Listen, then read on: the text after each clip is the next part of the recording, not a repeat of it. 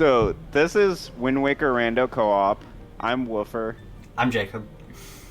and we are going to both be playing on the same seed.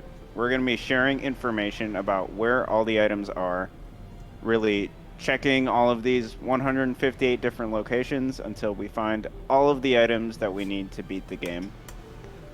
So, without further ado, I guess we can just start. Do you want to count down? Yeah, absolutely. All right, so 3, 2, 1, go.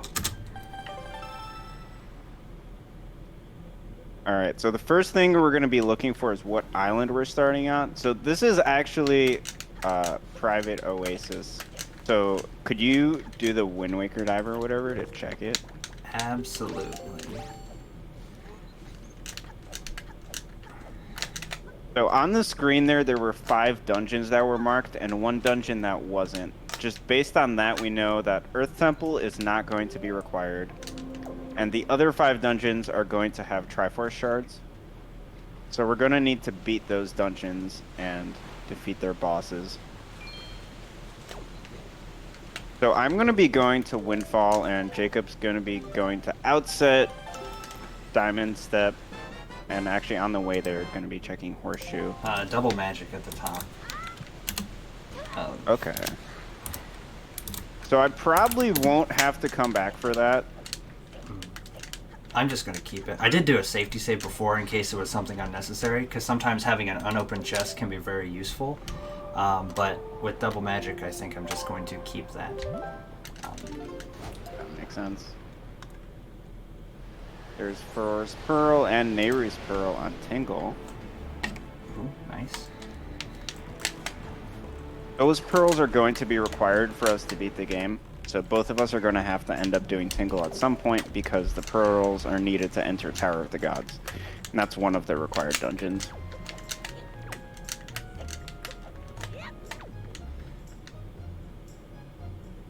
So here I'm just going towards the maze chest in Tingle's jail. There's an optimal route here, pretty simple. And I'm just going to be doing all of these 9 windfall checks that are available at the very start.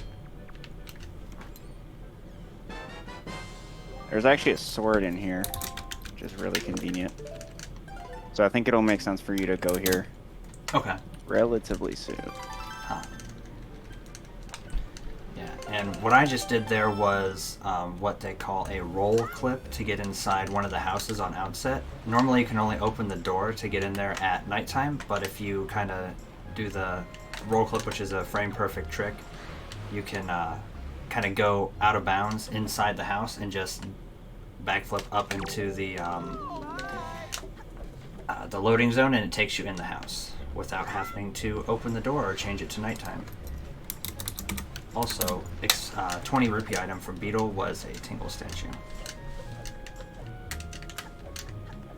I don't have enough. I got iron boots from the letter from Kamali's father. So that letter you get if you have Furor's Pearl.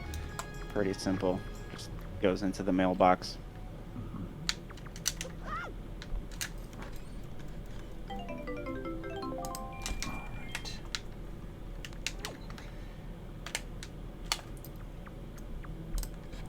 I'm just doing more side quests now. While I'm catching these kids, I can go up to Maggie and get her item. You can just get by talking to her. I'm going to be doing another roll clip here to get into the cave that normally has Jaboon in it. But in the randomizer, Jaboon is not here. There's just a chest in here with an item for us. So, normally you need bombs to get in here, but you can just do that roll clip and swim through and enter the loading zone.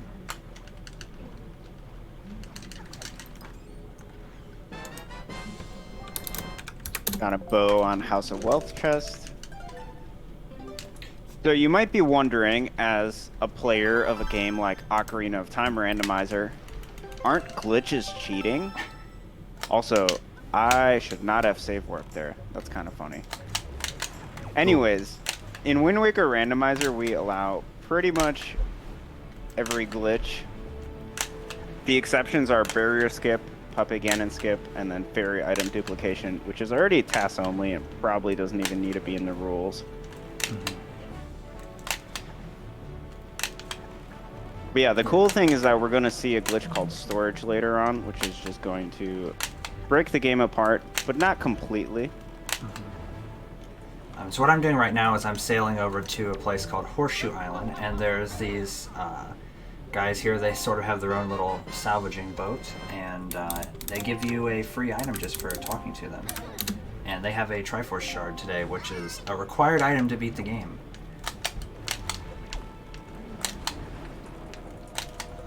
So kind of like Woofer said earlier, there is... The 5 dungeons are going to have 5 Triforce Shards on them, so there's 3 more Triforce Shards just out there somewhere that we need to find, so now we only need 2 more. By the way, when I said I shouldn't have save warp, that was after House of Wealth Chest, and I'm just like way too used to playing standard rando right now. Oh yeah, that resets the killer bees, right? Yeah, so then I didn't realize that you don't need to talk to Miss Marie. Gotcha. So that was another fun time loss. But the great thing about rando is that we don't reset. Both of us have 0 DNFs in races, which means that we didn't finish. We finished every single race we've done, and our plan is to keep doing that forever. So what I just did there is a trick that's generally referred to as Diamond Step Early. What we do is, normally to get into this island you have to have the hook shot, but if you do a... if you sail towards this whirlpool where normally there's a gigantic octo or a big octo, whatever you want to call it. Technically it's called a big octo, but if you jump when you're really close to the edge of it, you can... your boat will go all the way through to the center, and then it will void you out and put you on top of the island. And from there you can do a Wind Waker dive like you saw me do and go underneath the island. And once you get below the top level of water, the game will always recognize that if you're in water, it'll always put you to the highest level of water possible. So, yeah, basically you just pop all the way up to the top and you can skip needing the hook shot entirely for to get into this island. And there's two chests in here. We can get 2 items. And there's a sword here. Nice. In the top check. And the cool thing about Diamond Step Early is that it doesn't work in the vanilla game, but because the randomizer has the Swift Sail from Wind Waker HD, that trick, which was originally found in Wind Waker HD, works in this game as well. Rando also has a lot of convenience tweaks from the HD version, so a lot of animations are sped up. It's actually faster than the HD version in a lot of ways. Because there's more animation sped up, all the text is instant, all the cutscenes are gone. One of the things that was really interesting was finding a sword there actually helped speed up the rest of that inside for me. So that was kind of cool. Yeah, I think also it means you probably won't need to get the sword on Windfall right away. Although that is going to be hard required since you need the pearls anyway and the sword to beat the game. I'm going to do Cliff Plateau now since I have a sword. Yeah. And, I was going to do Islet, but I think it makes more sense to do Cliff Plateau at the moment. Especially because I warped to Mother and Child to check that too, which was nothing. You really want to be the first person to do storage? Now you have to explain it. Oh, God. Okay. No pressure. Alright, so, yeah. Good point. I can explain it if you want, to the best of my ability. I cannot explain how it does what it does. I can explain what I'm doing. I only know half of how it works. I even watched that video. I tried to study for this. Oh, actually? I didn't. So meanwhile, I'm waiting for Mila for 2 minutes. You can just wait up here, and it doesn't matter because it's an auto-scroller.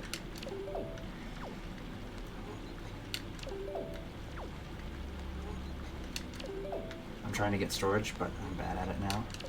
Never mind, I got it. So basically, what storage does is it allows you to sort of cancel the next cutscene that plays. And what I'm going to do is I'm going to get storage and I'm going to open a chest. And the game's going to think I'm still opening the chest, but it's going to give me control of Link. And you can see it. What the game does so that way Link can like climb into a chest to open it is it makes Link's hitbox really, really small. And when you regain control of Link, you basically can keep that hitbox and you can walk up walls and walk through walls and a lot of stuff like you saw me do there. And it's very useful. Also, the only risk is that if you store a chest, you don't get the item that was in the chest until the next time you hit a loading zone, which is why you saw, as soon as I went through that, the exit in the cave, you saw me get a bunch of rupees. So if you watch the rupee counter, it went up. So that means that that chest had rupees in it. The one negative side to storing chests is if you store a chest and don't enter a loading zone and then you save and quit the game, you will remove whatever item was in that chest from your save file permanently. Yeah.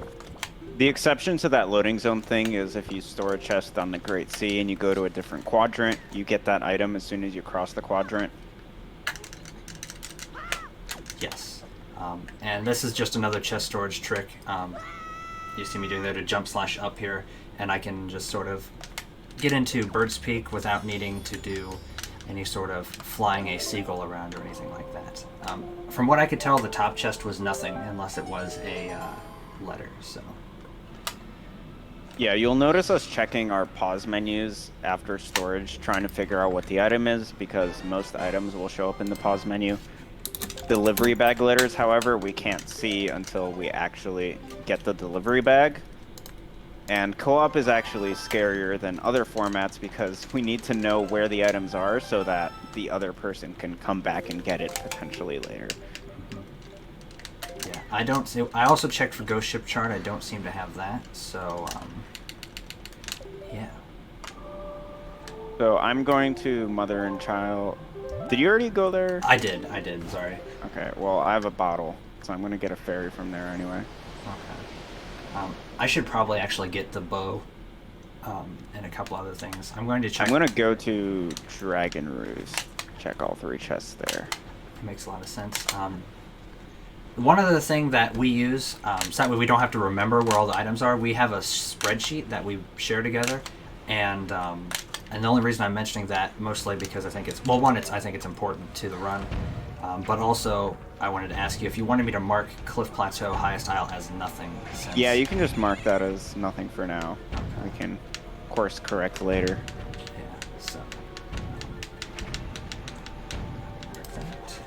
But yeah, having a spreadsheet is really nice because we can keep track of all the items there so we don't have to try and be fumbling around. Oh, wait, where did you get this sword at? Where did you get this bottle at? You know, we already know where everything is. Or we can, like, scroll through it and find it very, very quickly.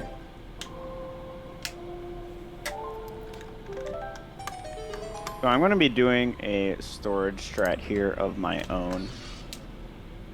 So here on Dragon Roost, this chest that I just shut down, I'm just going to store it, then do a Wind Waker dive under the island, and then walk up the wall on the back of the island and get to a chest that normally you would need the leaf to get. And this is really convenient because the normal strat to get this is a lot slower. So not only can I do it faster, but I can also do it without the leaf. So pretty much whenever we have access to that chest on top of the boulder, we also end up getting the other chest. I'm going to get all the pearls and the bow because I don't have anything else I can do right now, I think.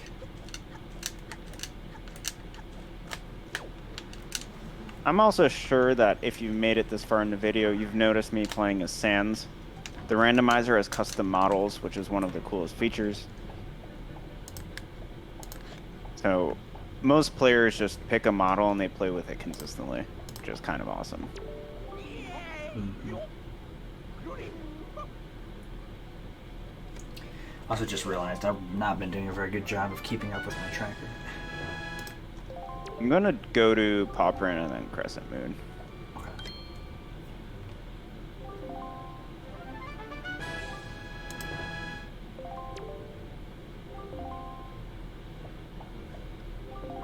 Yeah, as long as you keep up with the items on the tracker, that would be helpful. Yeah.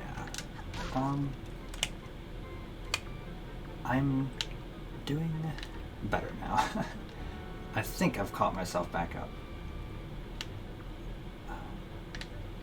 But yeah, so I'm thinking after this, I should probably.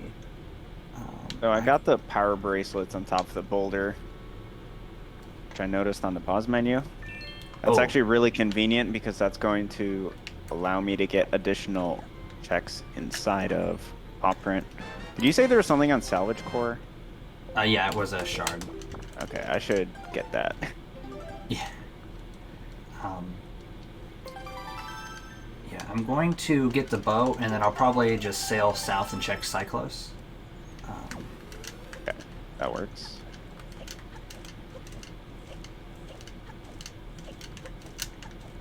So I got a Tingle statue in the left chest in Paw Print.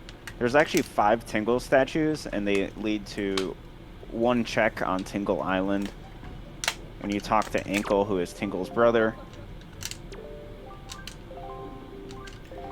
Yeah, unfortunately right now, I sort of have run out of things to do specifically, or at least things I can do very quickly. So I'm sort of backtracking what Woofer's already done to get some good items so I can do some more stuff. So my side here is going to be a little bit repetitive. Oh, did you get a Tingle statue already? I found one in Beetle 20, yeah. Yeah, so if we end up like having one of us with 3 Tingle statues and the other person with 2, that's a little bit inconvenient. Mm-hmm. Because we need one of us to have 5 in order to figure out whether that location's required or not. Yeah, there's a couple items, or a couple different types of items that are like that, where if one person finds the delivery bag, but the other person has some of the letters, then that can also be a little bit annoying.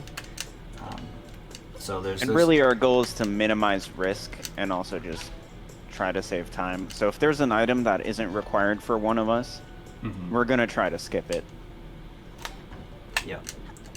It's like, one of the things I remember you saying is that Earth Temple is not in logic, right? So that means that potentially the power bracelets are relatively avoidable. Yeah, I just found bombs on the Crescent Moon chest, so... Okay, yeah, so potentially... Probably more avoidable. Yeah. So, like, it's definitely going to be... I'm definitely going to be trying to not have to get bombs. Or not have to get power bracelets if I don't, if I don't need to. That is. I'm very confused.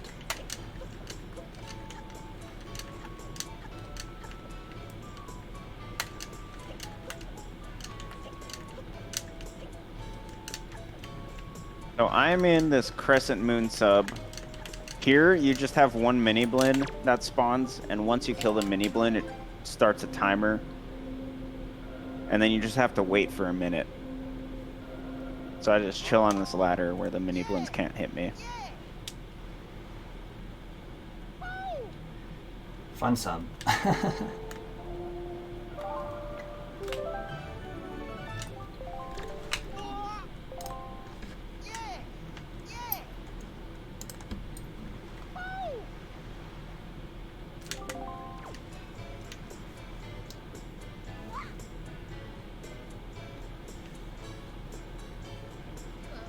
Right now I'm just doing the hide and seek with the kids that you saw Woofer doing earlier, although one of them seems to have eluded me, which is very frustrating.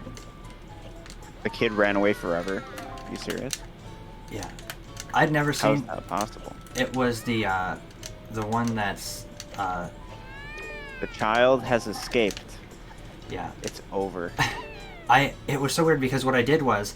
what I normally do when I want to do House of Wealth while I'm doing the kids is I get the one that we normally do first and let her drop down below, and then I just chase her down after I exit through the lower level of the House of Wealth, right? But I went out the lower level and she just wasn't there. And I was like, what? And she was on the child has despawned. Yeah, it was weird. She was on like the incline going up to where you go up to Tot. I'd never seen her go there, so weird. But it's fine. This is fun. Well, I'm going to flight control platform submarine. So I have the bow. It won't be that bad to do. You can potentially get the leaf later and do a trick called leaf pumping to just skip the sub entirely. But I'm not going to wait for that before doing this because it could have a useful item that we need. And I'm almost done catching up on required items here at Windfall, and then I'm going to go do, like I said, like a few minutes ago, check Cyclos, which is another check in the game. You'll see it very shortly here, actually. One thing that could be worth mentioning is we have a bow and bombs. We could dip the first floor of Tower of the Gods with all the pearls, if you think that would be a good idea. I think that's... Yeah, I actually have command melody as well.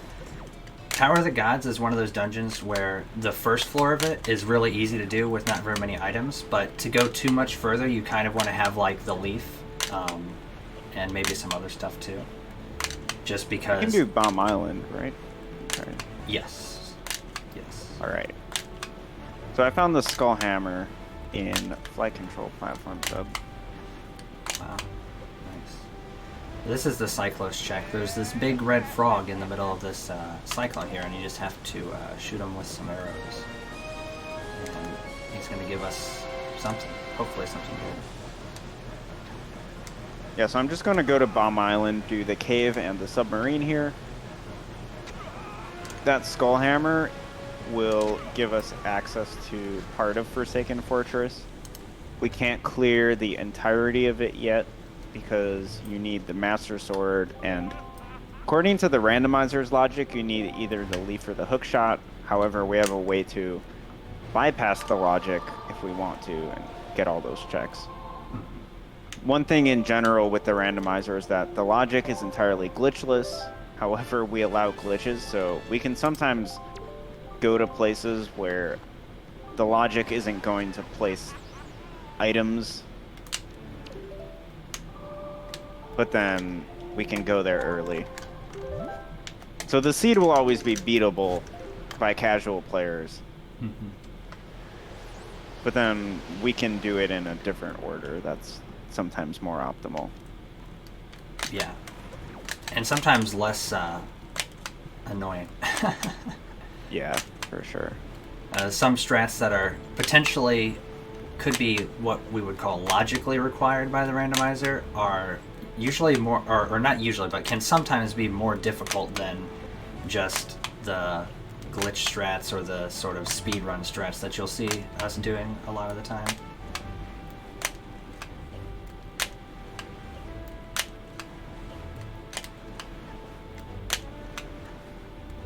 And one of the other cool things about, and this is I suppose the case with any randomizer, is that it can sometimes force you to do dungeons and islands in ways that you never would have had to before, right? Because usually in like the vanilla game, I know it's not in this dungeon, so it's probably a bad example, but usually in the vanilla game, right, there's in Earth Temple, you're doing it at like the end of the game, right? So you already have, you know, Leaf or something. But you don't actually need Leaf to do anything in Earth Temple. So in the randomizer, the Leaf can be anywhere in Earth Temple, which is pretty interesting, I think. Yeah, it definitely makes every seed a unique challenge. And especially true in co-op, where you'll want to skip certain items. So for example, if one of us finds the boomerang, there's a very good chance that the other person is just going to skip it entirely because we don't really need it for anything. So even though it might be a really convenient item, it's just not worth getting. And you can have sort of like the opposite effect too, right? Where something is a really convenient item that you don't need, but if it's like right beside something that you do need, you just grab it anyway. Because it could potentially, or it would speed other things up. And we have to make those kinds of decisions on the fly. And of course you can just find an item at random. True.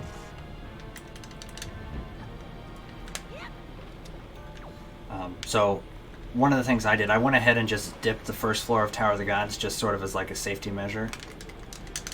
I don't think it's going to. It's one of those fairly, what I would say, low-risk plays. And I don't have a lot of other places to go since Woofer's already going to Bomb Island, and there's not a ton of other super early checks available right now. Yeah, I'm just gonna do 6-eye sub. Yeah, I was thinking about doing 5-eye sub, and then I was like, well, the Tower of the Gods is not a terrible. You mean 5-star? Yeah, 5-star, sorry. We get islands right in this house. Yep, that's my bad. I'm not very good at this game. Bomb Island Cave, by the way, had Maggie's letter. Without the delivery bag, that doesn't do anything. But once we actually find the delivery bag, we can do a side quest on Windfall and get a check there.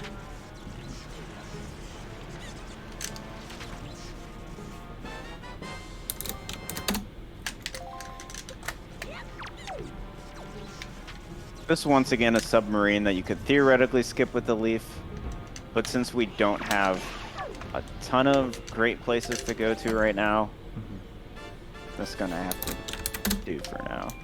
This is one of those locations that doesn't require any items according to the randomizer's logic in order to beat. So we call this Sphere 0.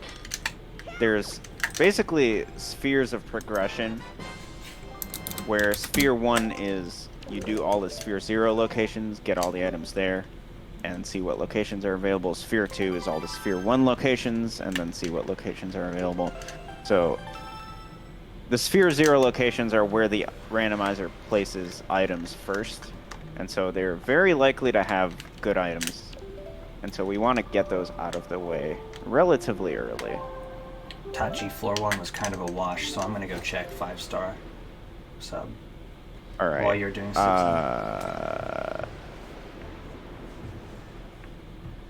I'm going to check Headstone sub.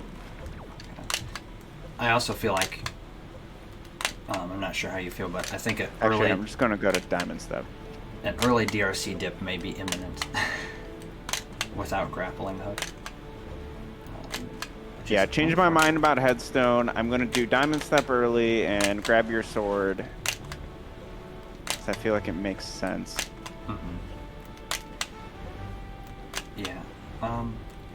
I know you already have the Skull Hammer, so I know you can't. Yeah. I could do Forsaken Fortress. Just might be awkward. Yeah. I know so one of the things to notice right now is we're kind of in an awkward situation where the checks that we have left are ones that we were kind of hoping to do with better items, but we're sort of running out of options. Which is unfortunate. But that's also part of what makes doing the randomizer and doing it as a co-op a lot more interesting. Because sometimes you end up doing a lot more riskier things in co-op just because you want to make sure you're still staying sort of divided up and clearing as fast as you can across all the checks. At least in general. Yeah, we don't really want to step on each other's toes. I got a wallet upgrade. Wallet upgrade doesn't really give us anything besides a piece of mail. Yeah, but that is useful because it's another check. Yeah, it's sort of kind of like I don't have hookshot. I can't do this, Skip. That sucks. It's okay, though. This island, Diamond Step, has like 5 different ways to go through it depending on what items you have. And trying to keep track of all that can get really complicated. Mm-hmm.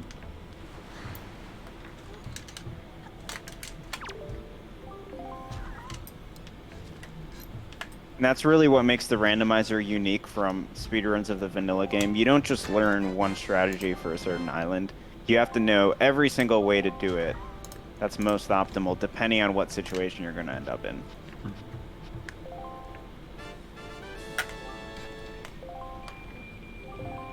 So now I have the Master Sword, so I think I can clear all of Forsaken Fortress. Wallet mail is nothing.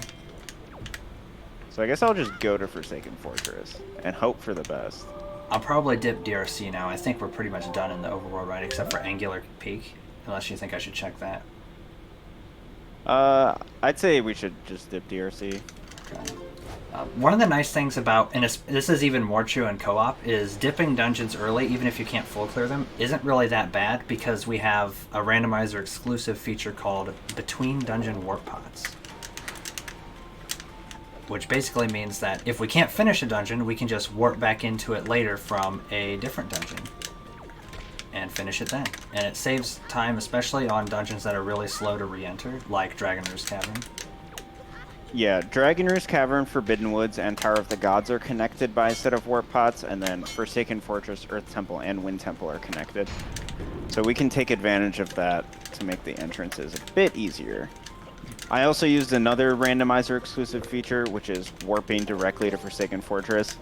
That was not a thing in the vanilla game, so it was really annoying to come back here. Relatively new feature to the randomizer too, actually. Yeah. Which is super cool.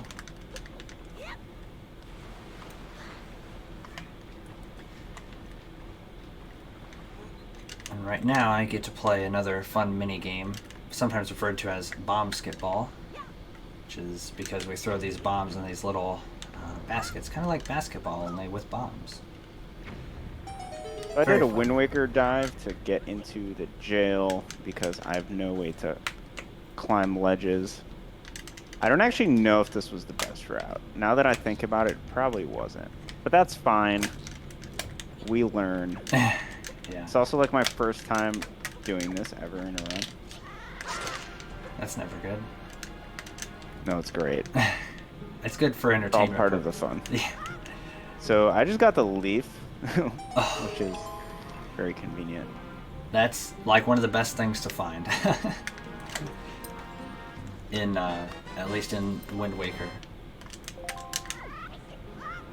So I'm entering Dragon Roost Cavern now, and one of the way I'm hoping to route this right now, at least, is to do the dungeon. We refer to it as doing it backwards. So normally there's this platform here that you would use it to get down to the area where the big key chest is from above. But if you have the bow, you can stand in some very specific places, and you actually just shoot the platform down from below, which allows you to get a couple extra items. Or a couple extra checks with the limited number of items I have, I should say, sorry.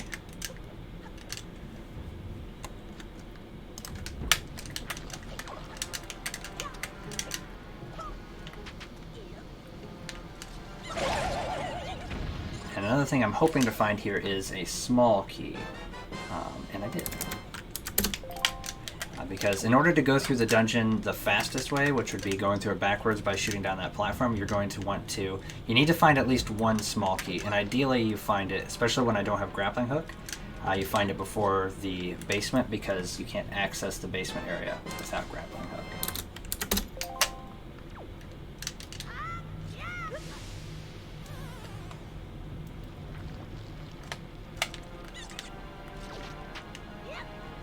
So I just found both the dungeon map and the compass in Forsaken Fortress.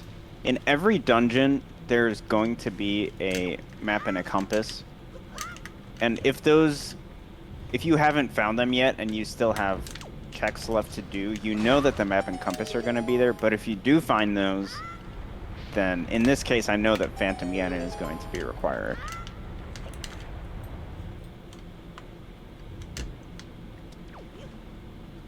Yeah, one of the cool things about dungeon routing is being able to skip certain checks because you know they have to have a map or a compass, which is something that obviously we don't need in any real way, shape, or form.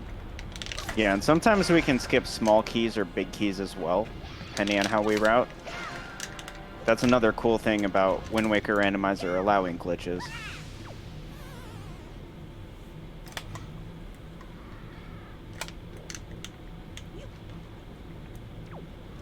I'm actually going to do chest storage on the chest that Phantom Ganon spawns. It'll let me get to the Helmrock King quicker.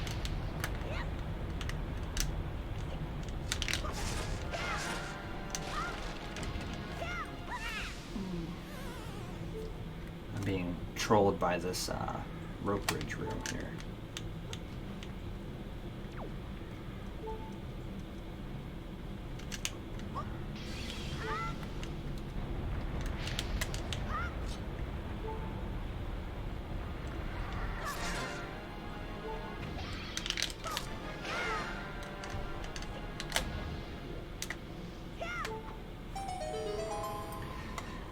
do this jump slash strat to go backwards.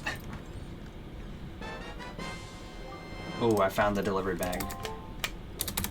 That's exciting. Yep. Do you have any letters from previous storages? I do not. No letters over here, sadly. Okay. Maybe that's a good thing. So now we know pretty much for sure that the check that Jacob did earlier at Cliff Plateau is nothing. Which is definitely very reassuring.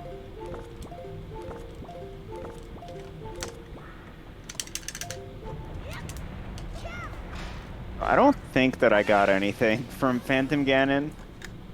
Can't tell if I missed something. I don't think so.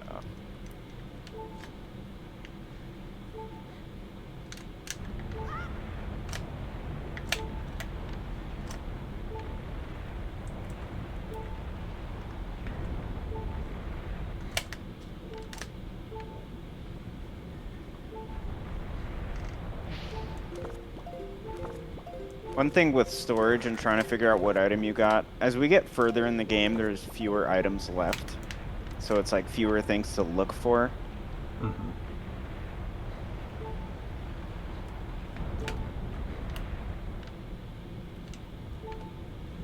So on Helmrock King, I'm going to be using storage to actually speed up this fight.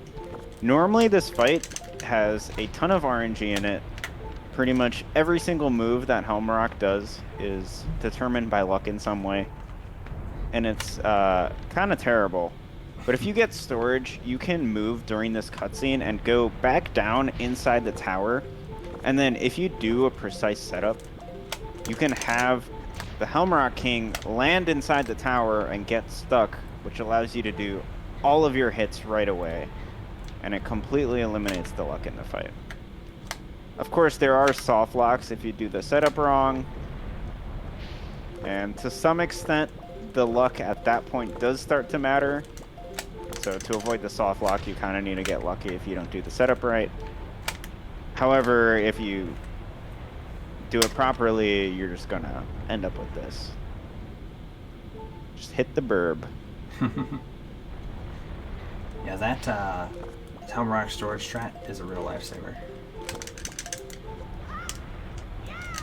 And the interesting thing is that in the vanilla game, there's like 6 different ways to skip this fight. But in the randomizer, we need to grab the shard that's on this boss. So we need to defeat the Helmrock King every time. True. Big fun.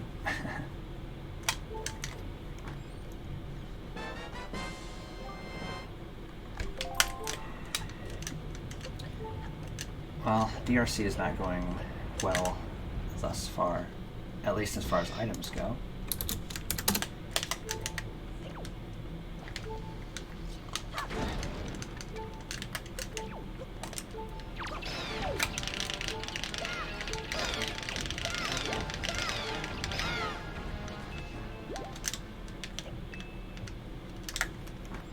So I'm gonna go to Great Fish and check that since I have the leaf now.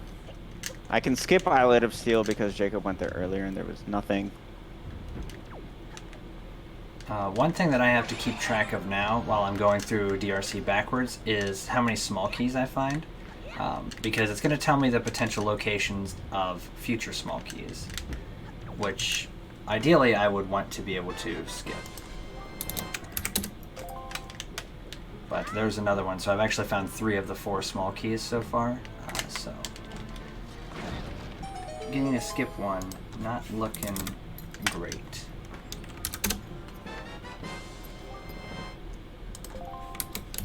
And I actually can't check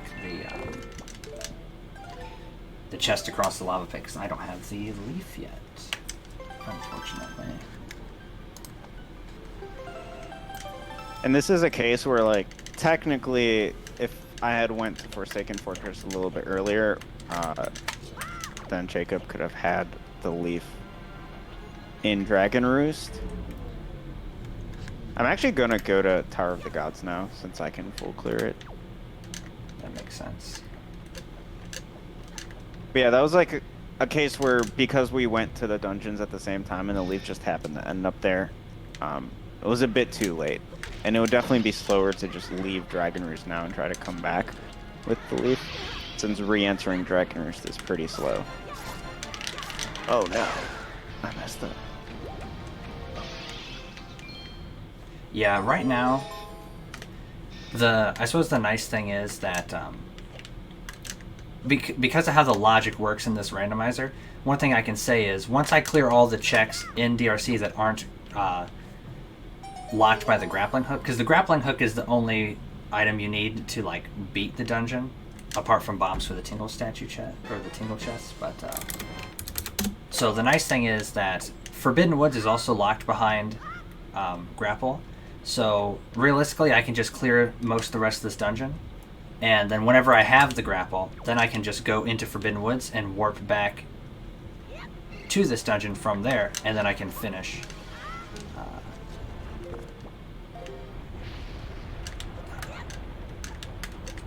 Finish DRC. Couldn't think of. Also, I just remembered that you already checked part of Tower of the Gods.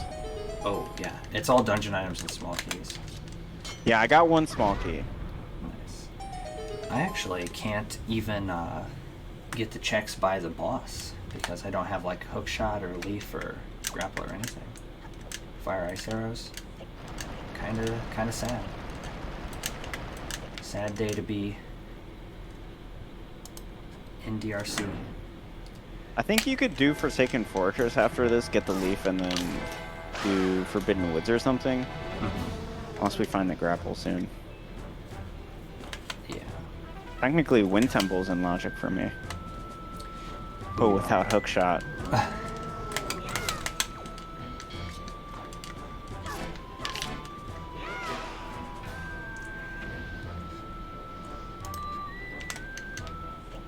Have you Just got attacked by a rat. This isn't fair. Oh, there's another sword in DRC. In terms of swords, we need 4 swords to beat the game. We also need 3 bows for the light arrows, and then 8 shards. So with the swords, those are progressive items, which means regardless of the order that you find the swords in, the first one is going to be the Master Sword. Oh, wow, that was weird. Everything okay? Yeah, the first one's going to be the Hero Sword, the second one's the Master Sword, and then 4th sword's the fully powered Master Sword. And then same thing for the bows.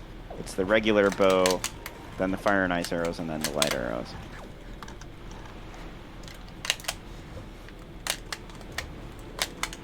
Did you save Grandma? I did not. I can do that. I probably should. I had to get the bottle to get the pearl, so... That makes sense. I found a shard, by the way, in the Tingle statue chest in Tower of the Gods. Oh, nice. I can just save Grandma since you're... Tower of the Gods is like one of the longest dungeons, so Woofer's going to be tied up for a little bit, so it kind of gives me a chance to check some stuff. Since we know where 5 of the shards are, which is on the bosses, we only need to find 3 other shards, and we've already found 2 of those.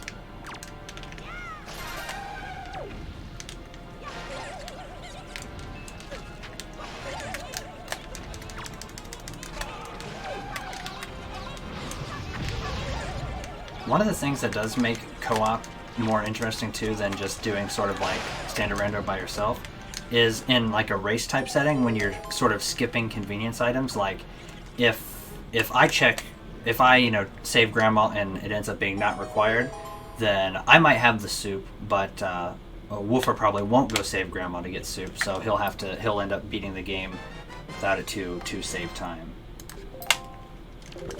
And the same thing for like the magic meter upgrade. Normally when you're playing by yourself, you're sort of clearing everything, so you pretty much always find those types of convenience items. But when you're co-oping, you're doing really everything you can to try and skip as much as you can.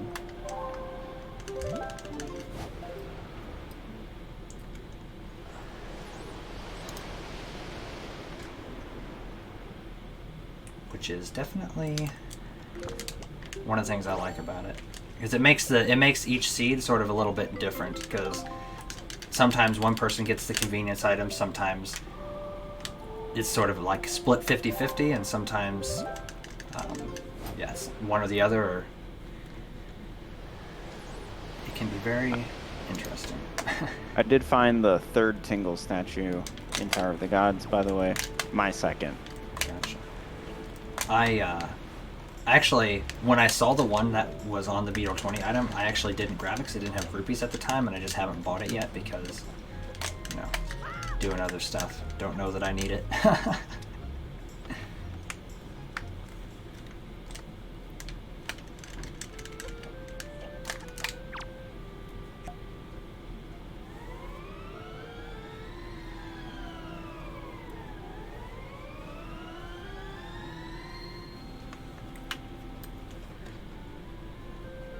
I can check the headstone sub since I was warping to Outset anyway. Yeah, I think that makes sense. One thing we try to do just in general with our routing, if there's an island and we only have access to some of the checks, we try to put it off for later so that we don't have to come back to the island multiple times. So really, our routing is based around doing locations where we won't be able to do them quicker later. Or at least trying to minimize the risk of being able to do them quicker later. Yeah, sometimes the situation that Wolf was referring to, we would call a double dip. Sometimes they're unavoidable, but usually, Grandma's nothing. But usually, Wow. You can find a way around it if you try hard enough and believe in yourself. So because Grandma is nothing, even though I have a fairy, I'm not going to end up saving her because that will just waste time. So that's a case where Jacob's going to end up with soup and I'm going to end up with just a fairy. And that's just because of who decided to do the check. And that happens in co-op quite a bit. Yeah. Could have had soup, but you forgot to go before you entered Tower of the Gods. Oh, I didn't forget. Okay, I did forget. I had to snatch up that opportunity. I don't want to beat the game without soup. Although, I mean, sometimes that does happen, too, just in general. Sometimes, because one of the newer updates to the randomizer is that, so in the game there are 4 different bottles that you could get. The randomizer only requires that one of them be put into the logic for you to do the bottle check with Grandma. So before all 4 were, but now since only one is, it's a lot more common to not find a bottle at all if the bottle is super late. Yeah, and when we say in the logic, we mean in the locations that are enabled in the settings. Right. So the game has 300 locations, but we only had, what, 158 turned on? Yeah. So and a lot of the other ones are just like really boring, tedious locations that we don't have on in our co-op speedrun settings. Yeah. And in those places, that's where the extra bottles could end up, or they could get placed in the locations that are in logic. There's really no guarantee. And then other items that might be useful, like quiver upgrades, bomb bag upgrades, hero's charm, hurricane spin, those can end up anywhere as well. Headstone sub is bait bag, which is That's actually awkward. Yeah, because there's a check on Headstone that quote unquote requires you to have the bait bag to get to it, or to get the item, but the fact that the bait bag is here and I don't have the bait or the High pair that you need to do that check, I don't have it. That makes it to where that's actually what we're talking about, sort of like a logical double dip, where you have to go there, get the bait bag, and then, because you can't buy a pair until you have the bait bag from Beetle. So there is a chance that you find a higher pair in a chest somewhere, but I don't think we have one yet. Oh, I'm just realizing the Leaf location means that Leaf is hookshot locked. Oh, interesting. Also, I found another sword. Okay. So that's all of our swords. Obviously, I don't have all of them yet, but I do have 3 of them. And we know where all of them are.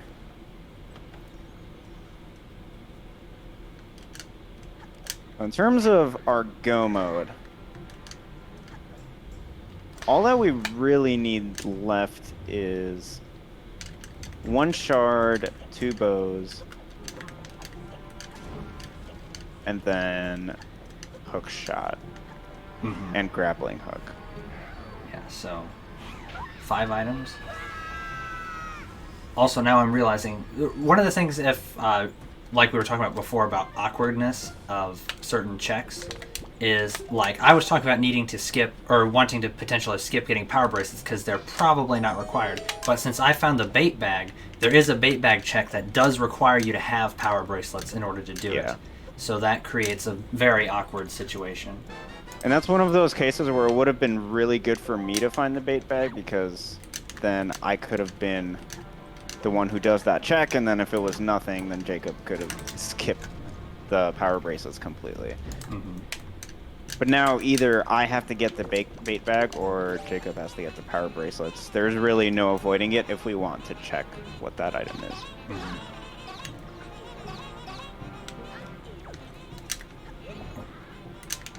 Muscle memory taking over for me a bit there.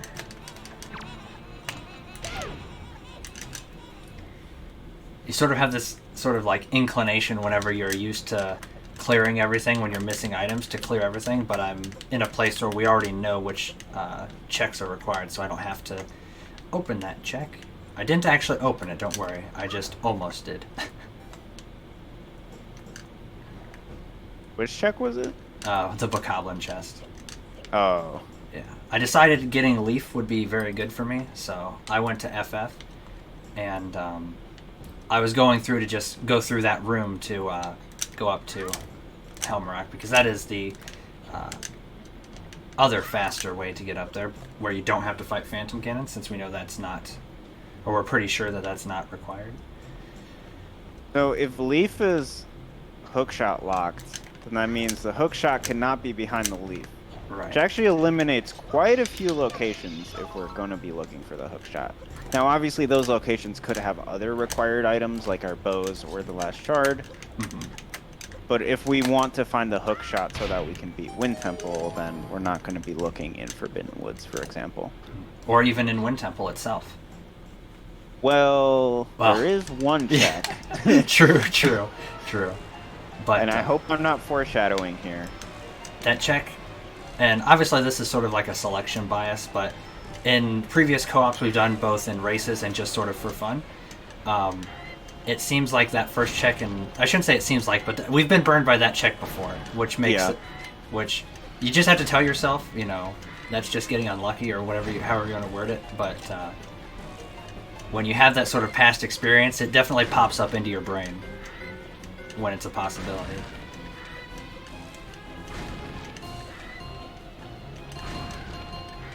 But it's very unlikely that hookshot is there, because that's one check out of the, you know, however many.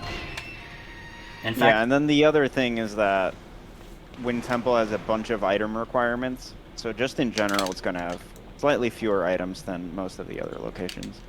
You're going to see me doing the same storage strat that Woofer did to fight Helmrock.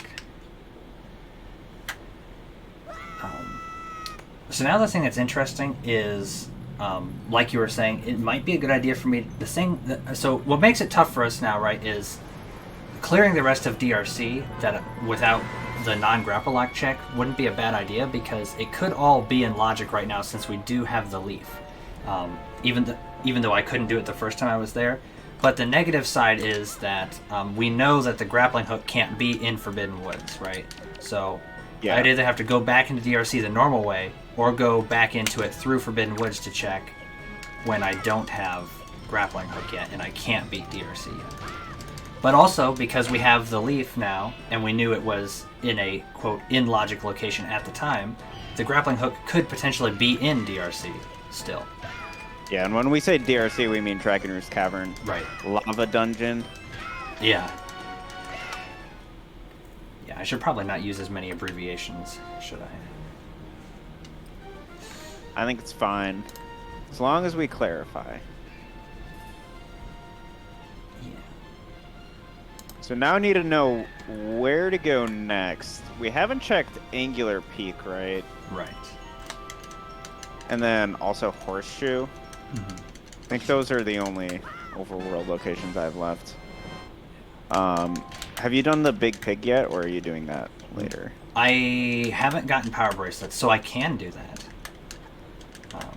I just finished FF, so I could do that if you want me to check it for...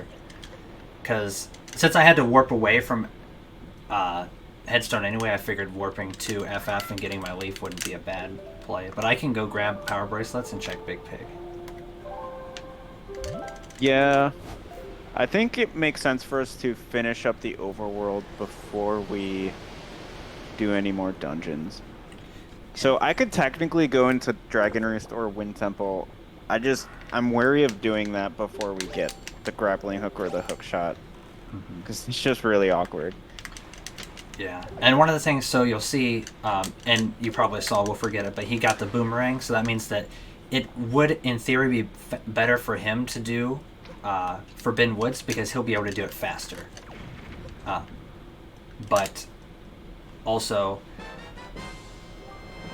it's tricky. I also don't want to go into Forbidden Woods without the grappling hook. Right. It's not as good to go in there without grapple, because we know for a fact that we need grapple to be able to beat the game, and we know for a fact that grapple cannot be in Forbidden Woods. So it just makes less sense to go there in general right now.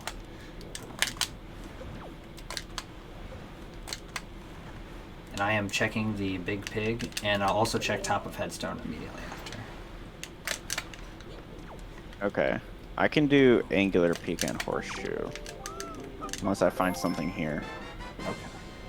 Yeah, one of the reasons why there's a check that you heard Wolfer refer to there, the Angular Peak check, which is open right from the start of the game, but it's really far away from everything else.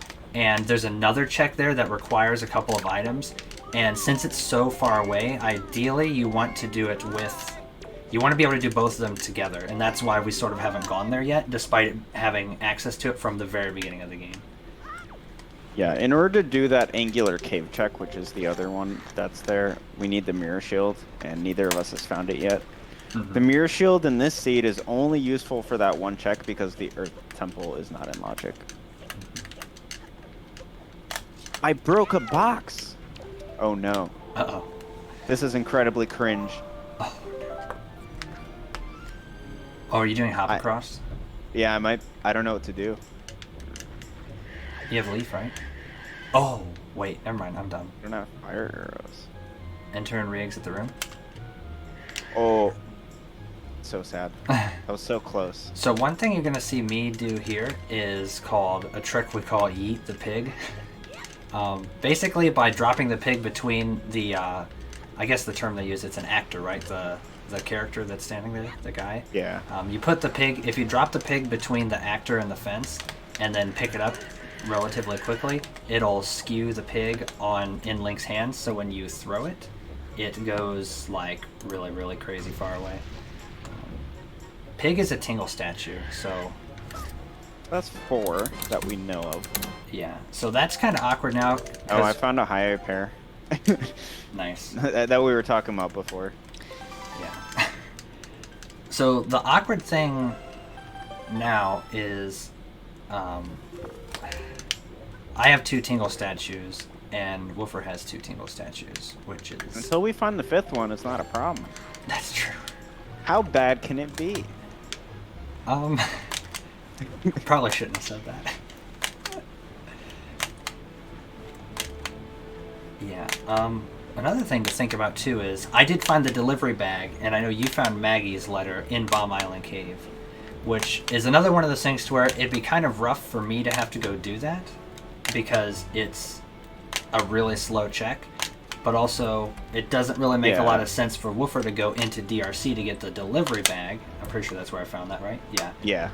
It doesn't make sense for him to go in there and do that yet, because he doesn't have the grappling hook, and we don't know that there's anything in there that we need yet. So another one of those sort of awkward positionings, and this is the kind of content you only see in co-op. Top of Headstone is grapple. Okay, well, all of that was moot. That entire discussion. Alright, so I guess I need That's to... part of the fun of rando. You just route completely on the fly. I guess I'm doing Forbidden Woods then, right? Yeah. I guess I can do Angular Peak, do the chest storage, and grab that. Did you check Sure. the pick might be required, right? Yeah, it's possible. Do you want me to do the overworld Forest Haven checks first, or...? No, it's probably fine. I guess you could even do those since you're getting grapple. You can just do those after Forbidden Woods. True. Yeah, that would be faster. Oh, Baitbag was that? Oh, I have the highway pair though from Tower of the Gods. Oh yeah. So I can do them all in a single dip, and I have the boomerang. That. See, that discussion was relevant. It was This is perfect. very convenient. And see, that's another instance where it's... Oh, Horseshoe was another highway pair, so now I have a backup pair.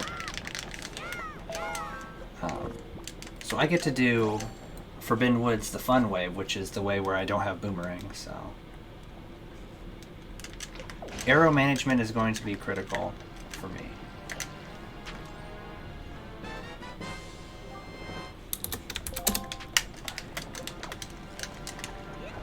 But yeah, so that's one less item that we need now, so we're looking for just a shard, the hook shot, and 2 bow upgrades, right? I'm not forgetting anything, am I? So, do you think it would make sense for you to go into Dragon Roost right now and finish it up? Yes. Okay. Through that warp pot. Yeah, I can do that. Although, I'm not sure exactly what I'm going to do right now.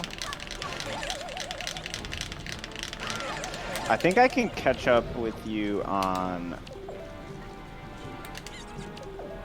just do Forbidden Woods, or I mean, I guess I should just do Dragon Roost. Yeah, maybe I don't go back in there then. Maybe you just check it, since you need to go there. Maybe that makes sense.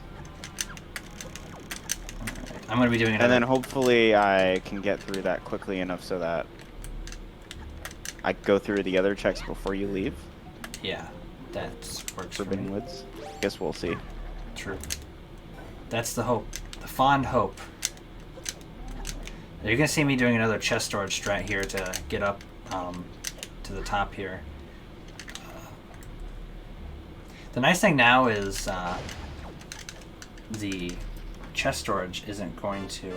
The items aren't going to be mattering as much because we almost have everything we need. So we're just going to be looking for very specific things. And I think you already mentioned something about that, right? The later in you get, the easier it is to look for what you need for chest storage. Especially and also, I would argue that early on it's also easier because you have very few items, so they pop out at you. It's just the middle where it's awkward. True, yeah.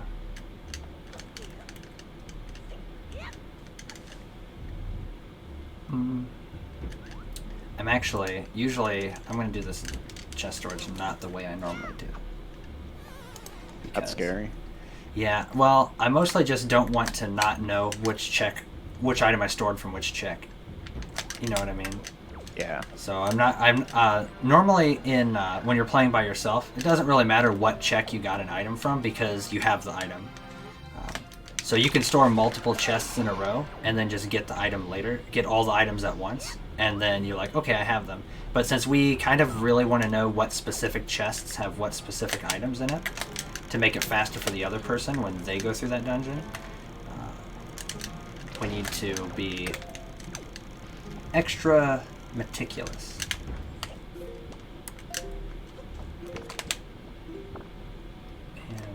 And okay, so the first chest that I stored was not anything that we need.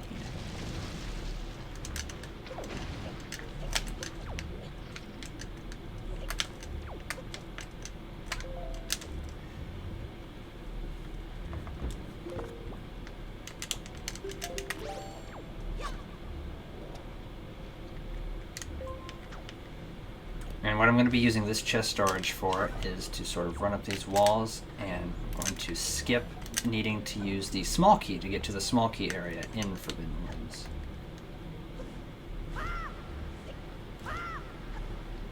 Which is potentially could allow me to skip a check later on if I don't find the small key, and it's also just a little bit faster if you don't fall down.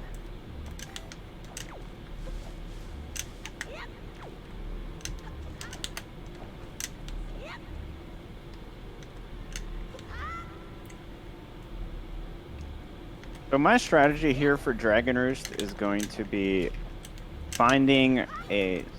Well, not finding. I know where the small keys are, at least 3 of them, because Jacob's already been here.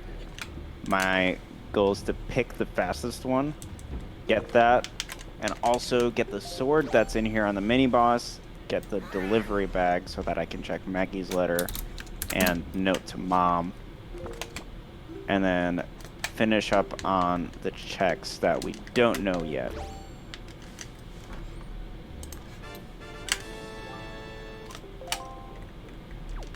So I'm also going to shoot down the platform.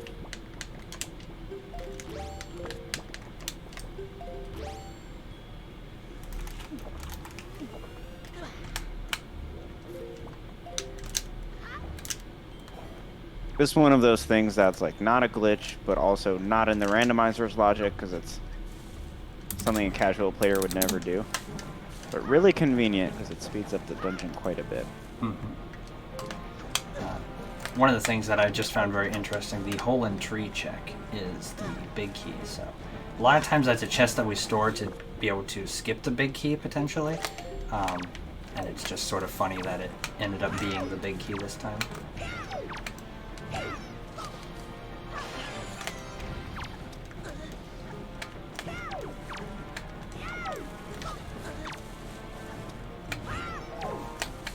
I really don't like pea-hats.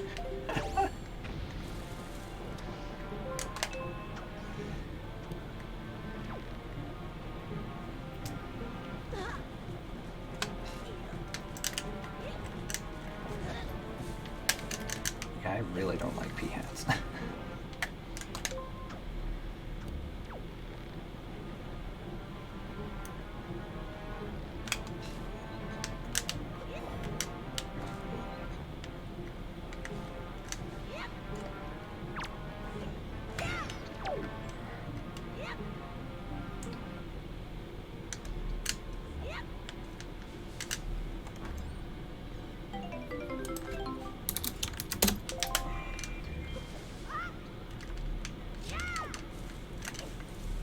The strategy that I just did, where I lowered, basically jumped on the platform to get to this part of the dungeon, you can actually get there with just the leaf, and that's in the randomizer's logic. That's something that's not possible in the vanilla game because there is just an invisible wall there, but the randomizer removed it, which makes this dungeon a bit cooler. So at this point, I can actually just skip the big key chest because the last DRC small key has to be there, just based on the logic. And I do not need another small key.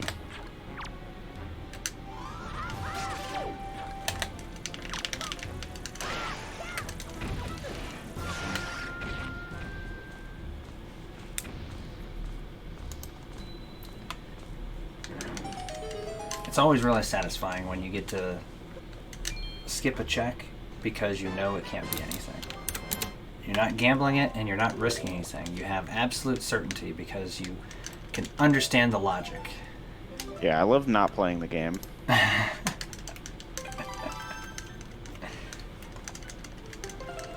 Forbidden Woods looking kinda sad. ATM.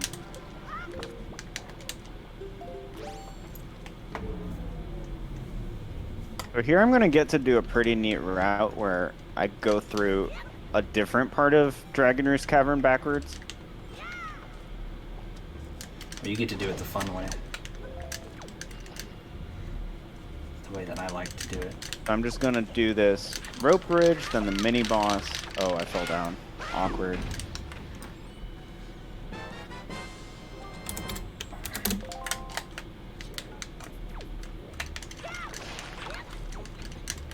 So there's that delivery bag. Gonna double check. Yeah, I don't have any other items. That's really good. One thing that I realized kind of, not like late, like I still, not for it to matter because I checked and I didn't have them, but I kind of forgot about Picto boxes. Yeah, those don't exist in this seed, I guess. Yeah. There's 4 checks on Windfall that require Picto boxes in these settings, but we haven't found a single Picto box. Yeah.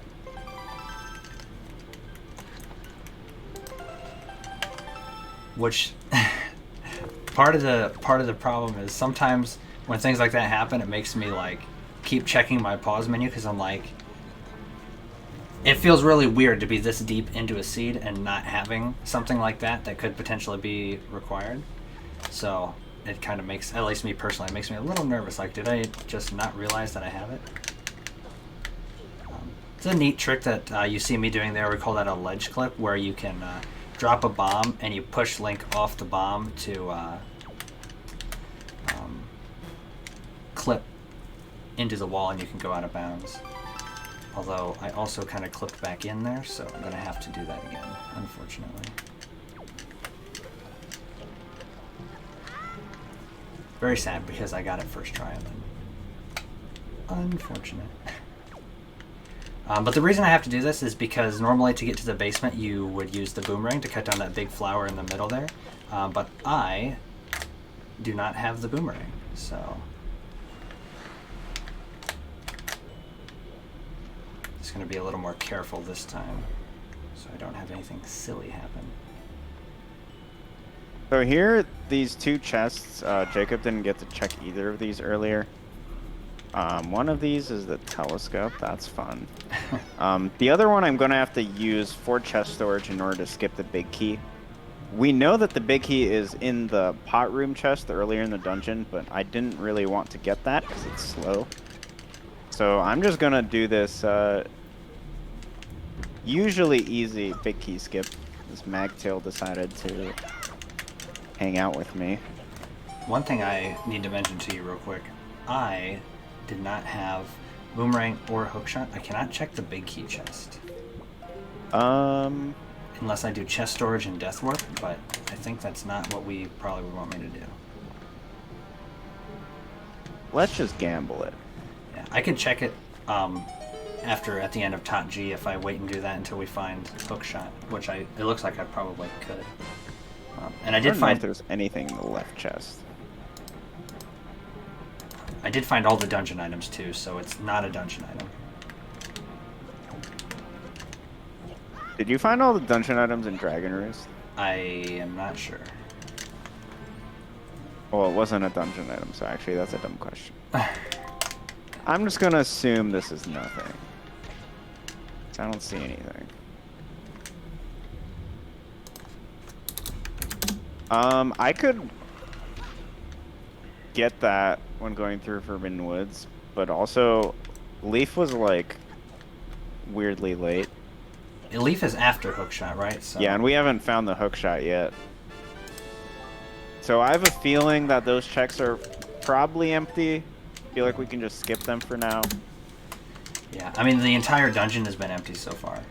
So yeah. Hookshot is probably somewhere really bad. It's probably the first check in Wind Temple. We'll see. So could be behind 2 bow upgrades or something. Yeah, true. Something else terrible.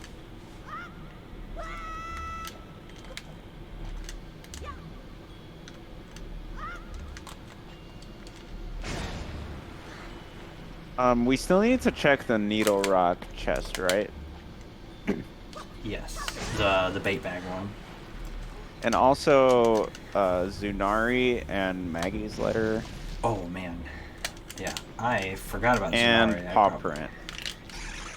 So I can do Paw Print right now since I'm going to be leaving Dragon Roost. Okay. I have Forest Haven checks. I guess I can check too. Yeah. And then we also have Angular Peak still. Ghost ship chart in Forbidden Woods, so. That's awkward. Yeah. That's an item. Yeah. I don't like that. There's one thing potentially in here. I can check that pretty fast, though, honestly. Since I have Leaf. There's a couple ways to kill Calademos without having the boomerang, which is what you're supposed to do. And it's actually logically quote unquote required with the randomizer. One of the alternative ways is with bombs. You can also use arrows. I like the arrow strat just because I don't know, I'm just more comfortable with it, so I usually do it this way. I think it's probably a little slower, but actually I think it's definitely a little slower, but it's faster for me because I don't mess it up.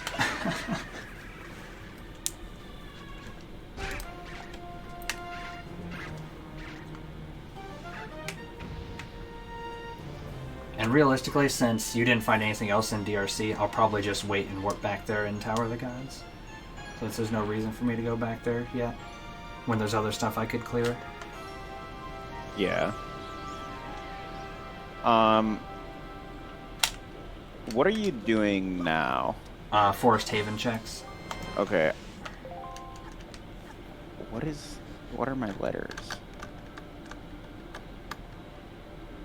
I don't know why I did that. I'm thinking that I should start Zunari and then go to Greatfish and then check Needle Rock. So I'm gonna need to do one of the trades at Greatfish. Okay. Oh, I could have. Okay, I can check Fido's mother here. Oh, nice. Oh, yeah, you have Note to Mom.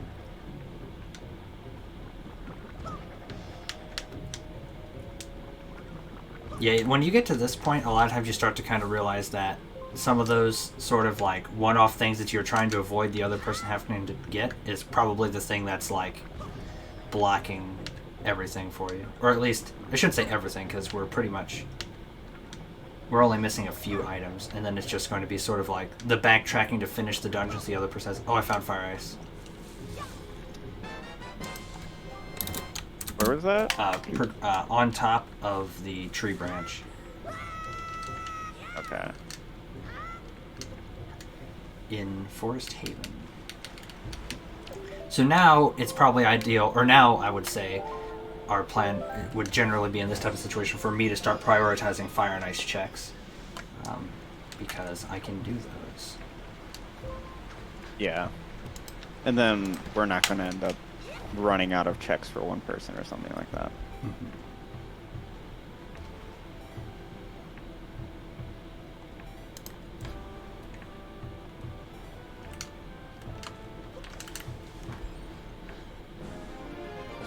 The small island check is nothing, so... Not really surprising because there's been like nothing behind Leaf. Yeah. Note to Mom isn't required.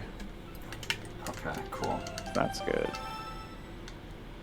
And I have Orca Mail now.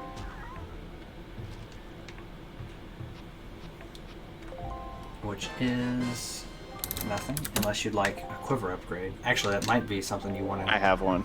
Oh, really? Yeah. Dang. So that's actually really convenient because now both of us have 60 arrows, which is pretty efficient. Yeah. Makes things like doing the Fire Ice check I'm about to do better. Wait, do you want to not do Needle Rock then? Since I can do yeah. both. Alright. Yeah, I'll still do Zunari though. Okay, that makes sense since you're And actually, if you could go there right away, like right now, so that I know whether to go to Needle Rock. Right now, instead of Ice Ring, do that? Yeah. Okay. Because that way I start Zunari, I do Maggie's Letter, I do Greatfish, and then by that point, we hopefully have an idea of whether Needle Rock's required. Yeah, until it's something like the last Tingle statue, and then we both cry. Because there's no way to know. And I'm pretty sure that the Tingle statues that you have are in not as good places for me to get.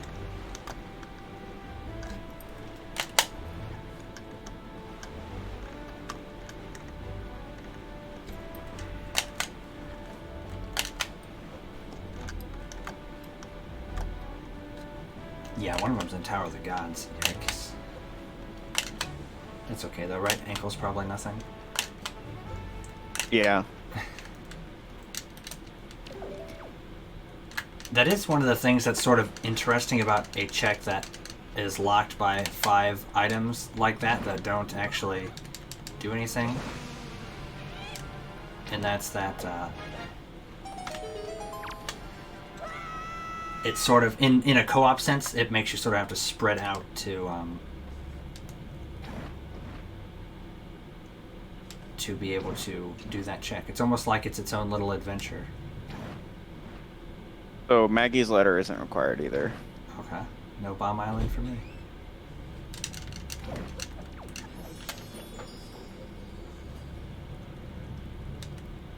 I'm now going to Zunari. Or I mean, Great Fish for the trading. Alright, the Needlerock Cave. It's Mirror Shield. This is Okay. exactly what I thought would happen. Oh no. So you can check Angular. And I guess I'll just, if I need to go to Needle Rock, I'll sail later. Yeah. Our plan has been foiled. Yeah. Well, there's still the bait bag check. Maybe that'll have something. It's a Tingle statue? Dear God. Oh boy. Where were fire arrows? Forest Haven. Yeah. So this is like super awkward. How about you go to Angular right now? Can we do Ice And Ring then- and Angular or just go straight to Angular? I actually don't even think we should prioritize the Tingle statues. It is I only think we one. should, Yeah. Sorry. but we need to find the hook shot. Yeah.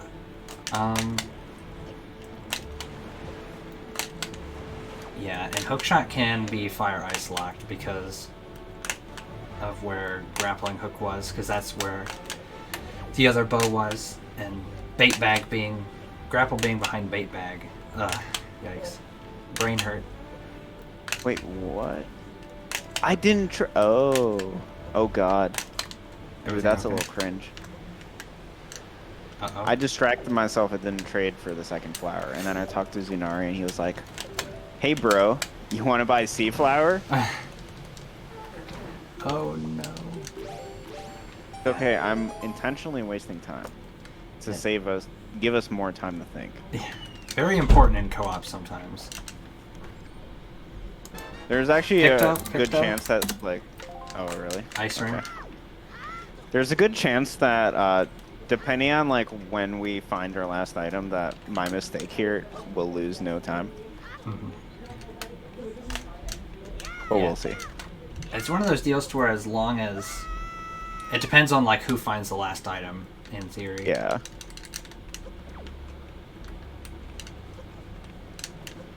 Hookshot could also be on like Angular Peak, but I guess you're Light gonna arrows? do Angular now.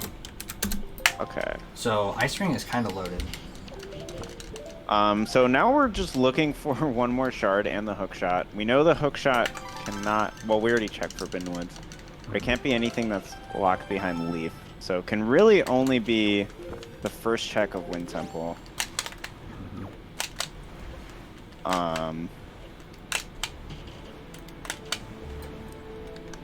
Yeah, and even... And also, something that we know about shards just in general is that they're more likely to be placed early, so we probably shouldn't be looking in Wind Temple for those either. Yeah. Oh yeah, we just need the shard and the hookshot, right? Okay, I found Wind God's Aria on Tsunari, which is not the most useful song because we have skips for it. Yeah. In fact, it's probably the least useful one, right? Yeah. Like, if there's one song you're okay with not finding, it's that one.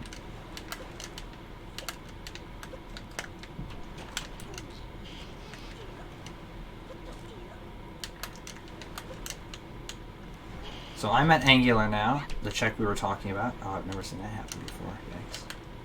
Cringe. But I'm going to check both of these, and hopefully the Mirror Shield check will not be required, and then Woofer won't have to do the cave to get the Mirror Shield.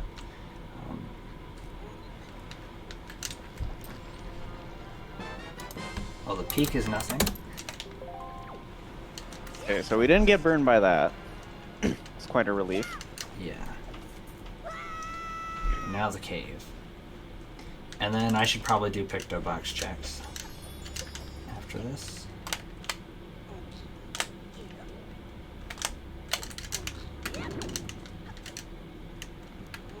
I think I'm just going to clear Forbidden Woods after this. Oh yeah, I have kind of forgot to do a ghost ship chart. But also, that's kind of really easy for you to get. Right, it's the double Mothula, isn't it? So, basically, the perfect chest for a big key skip. Yeah, I'll just store that. Angular cave and is then a shard. Okay. So now we just need the hook shot. Yeah. Anything that's locked behind the leaf at this point, we can avoid completely. Yeah. So that basically means that Wind Temple is going to be empty, except for possibly that one check we were talking about before. Yeah. That is the only place it could be. And this also means I don't need to check the big key chest in Forbidden Woods. true. So we didn't get burned. Don't need to check the ghost ship. True. I'm glad you said that, because I would not have remembered the ghost ship. I was actually just about to open the chart and be like, okay, where can I go check this at? Because I need to figure this out like now, but nice. Oh, I can let's do see. fire ice checks here too. Nice. Fire Mountain we still need to do. Are the Tingle statues? Could that have the shard? I feel like that's really unlikely though. I think that it's possible, but yeah, it seems... Or, I mean the hook shot, not the shard. I think they could have the hook shot. I don't like that. Yeah, really bad, because that means you might have to get the one at Needle Rock. Well, the nice thing too, I suppose, for in Woofer's situation, we know that mirror shield is needed, and he'll need to go to Needle Rock to get that, to be able to get the last shard. But since it's just a shard, it doesn't do anything for it, so there's no real reason to rush for him to go and grab that. Yeah. So exactly. We can keep looking for the one item we actually do need.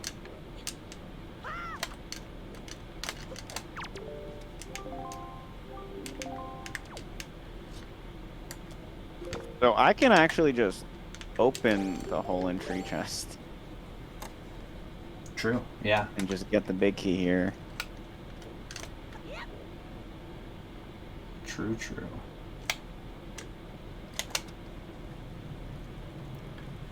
And that's why this right here, see, this is one of the reasons why knowing sort of how the logic works and knowing where, like, knowing that because the leaf was in the place it was in, it means it has to be behind hookshot, can be super helpful in the end game if that's the item you're looking for.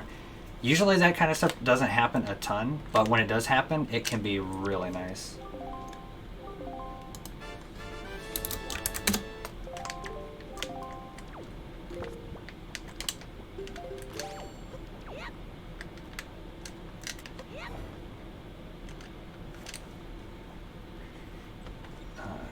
Creep was nothing, by the way.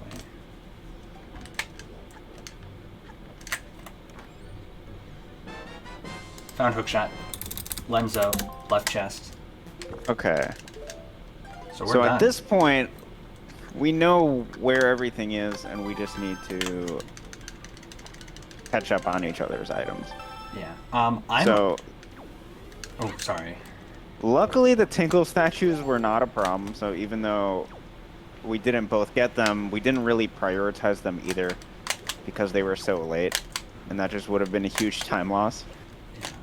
Technically, there's one more item that we do need to find to be able to beat the game. In Wind Temple, we are going to need to find a small key. And I was just going to tell you, since I'm at Windfall, I'm just going to go to Wind Temple and find the small key. Yeah, makes sense. Also, I just got a tooth for a Kalidamos, which was really hot. Nice. So, at this point, the way... I'm not sure what all you still have to do, but I'm thinking, just in my brain, it seems like you're probably going to finish before me. I still need to beat Wind Temple and grab Angular Cave Shard, and I need to go to Ice Ring. I need Wind Temple, Goma, and Tower of the Gods. Yeah, and I'll definitely finish before you. Also, I could potentially sub 2. Maybe. Yeah, that would be really sick. We've actually never... I don't think we've gotten a sub 2 yet, so... You just need to, like, go into Wind Temple now and find that small key while I beeline towards the overworld items. I am already in here. And one thing that I'll probably do, because... is since I do not have the Wind God's Aria, I'm just going to kind of not check the big key chest, because... Yeah. It's too awkward to do that, and it requires a chest storage strat. It's not necessarily difficult, but it's like there's 2 small keys in Wind Temple, and I only need one of them, so they can't both be in that one check. Yeah, and we also know that the small keys can't be behind anything that requires a small key, because the randomizer prevents you from soft locking with the keys. Big key's So in the first there's that chest benefit. too, so if you want the big key, it is there. Oh, I'll get that. Yeah, sometimes in these dungeons, the big key, when you're doing this in like the co-op sense, the big key is almost sort of not smart to not get it, you know, if it's in such a nice spot. And this is kind of one of those instances. Yeah, in Wind Temple you can skip the big key with chest storage. It's actually not too difficult, but I think like it's just really convenient to have the big key and not need to worry about that. It's a nice peace of mind thing. Because the other thing to think about is anytime you're doing a chest storage strat, if you mess up, or if you make a mistake, and you like void out or fall out of bounds, or sometimes when you have those weird hitboxes, you can get crushed and void out on, textures or things that you normally wouldn't be able to because you're not supposed to even be standing on them.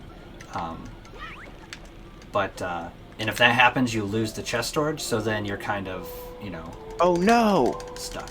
What? I got light glitch. Uh-oh. Hard reset. Alright.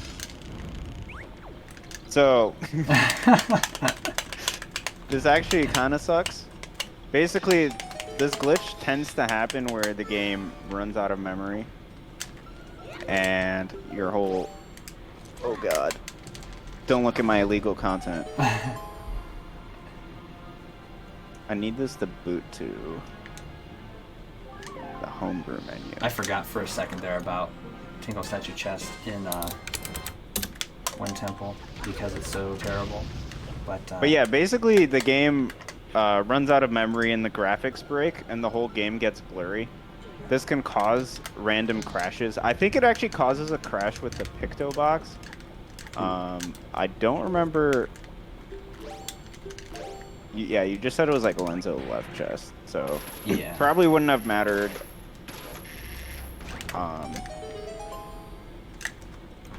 But yeah, the whole game gets blurry and it kind of gives me a headache, so I didn't want to deal with that. But you do need to hard reset your console. If you just soft reset it, it's not enough. And because I'm booting this game through Homebrew to run the ISO, since that's how the randomizer works, the only way. The only way.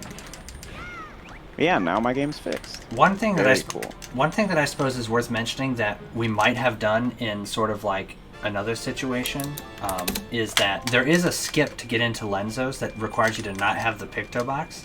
It's not super difficult, but because the light arrows are literally right beside one of the Picto boxes, it's one of those situations where it doesn't really make sense for Woofer to not get it. Plus, I haven't practiced it in a while. I would have messed it up. I remember doing that spoiler log race the other day, and I messed it up for 3 minutes and lost the race by less than 1. I just want to say if I lose sub 2 to light glitch, I'll be a little disappointed. Just a little. Yeah. That thing is, it's like completely out of my control. Alright, we are officially, have everything we need. I found the Wind Temple small key, so we are all set. I don't like that small key location though. Sure you don't want to find a second one? No, just I'll do it if you want. I'm dedicated. I won't be able to sleep tonight not knowing where that other small key is. It's worth it if we want to go for the sub 2. True. But you actually shouldn't. Yeah. There's a way in Wind Temple 2 to get into the basement without opening this floor, but there's not really any point in me doing that because I can just open the floor. Since I was already right up there by the switch to open the floor. So. There's a lot of the strats that in like the standard rando or even in co-op, a lot of the strats are pretty niche, and you don't normally use them a lot. But knowing them can be super helpful. Yeah, and a huge thing with co-op and also with spoiler log races is if you know that a certain item is in a certain place, you can take advantage of a strat and not lose any time and not risk anything. So all of these niche strats are much more likely to come up once you're aware of item locations.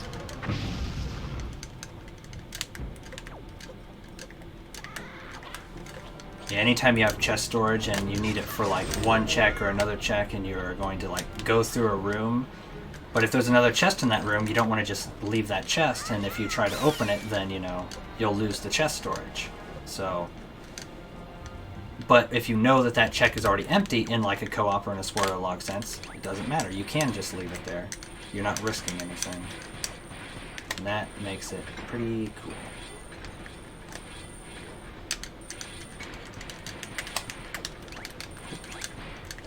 Pulled off my iron just slightly too soon. One of the cool things in Wind Temple that at this point probably a lot of people know about, but if you don't, this songstone here is placed pretty brilliantly by the developers to where you can just kind of squeeze behind it with Link. He's just got to kind of, you know, suck his stomach in a little bit, right? That's what they say. And then you squeeze in there, and hey, here we go. One thing I'm going to do is I'm going to open the warp pot just for the sake of being safe. Since I have the big key, and I'm not doing like a big key skip or anything, it makes sense to have that warp pod open, just in case something tragic happens. With as many hearts as I have, it'd be pretty difficult to die during this Mulgira fight, but you know, you never really know, I suppose. How many hearts do you have? 6. Oh, I only have 4. Ooh. That's the kind of thing that happens in co-op a lot, too. The hearts are completely random throughout. Yeah, so finding hearts and heart containers and can give you a little bit of boost. I also have soup too, so I'm like sitting pretty good for the end game.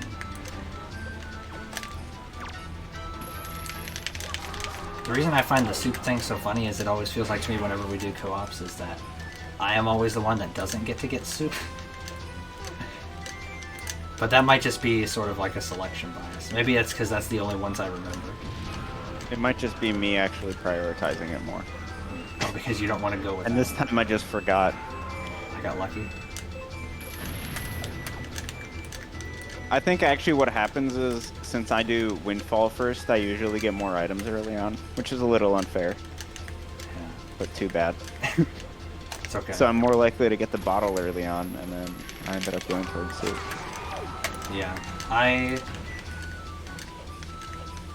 yeah, that makes sense. I mean, Windfall is usually pretty loaded, and a lot of the stuff that I'm doing early when we're doing these is sort of out of logic stuff. Not a lot of it, but some of it. And it's less check dense, right? So, yeah. But the general thing when you... Obviously, this seed was pretty good for us, right? Pretty lucky. We got to skip a lot of stuff, it feels like. At least probably more...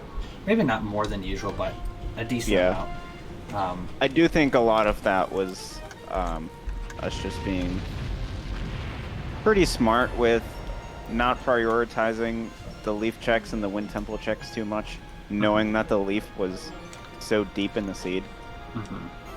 Yeah. And but yeah, there was definitely luck. Randomizer is always going to have luck unless you do spoiler log. Yeah, and the nice thing, I guess, for us too here is just that we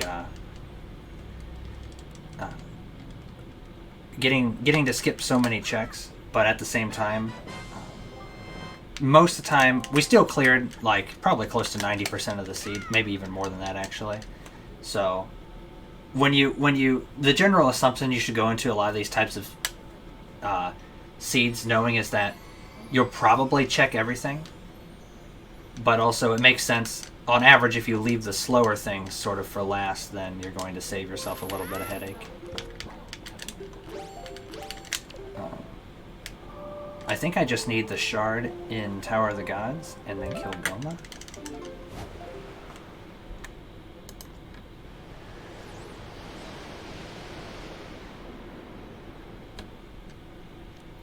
I'm pretty sure.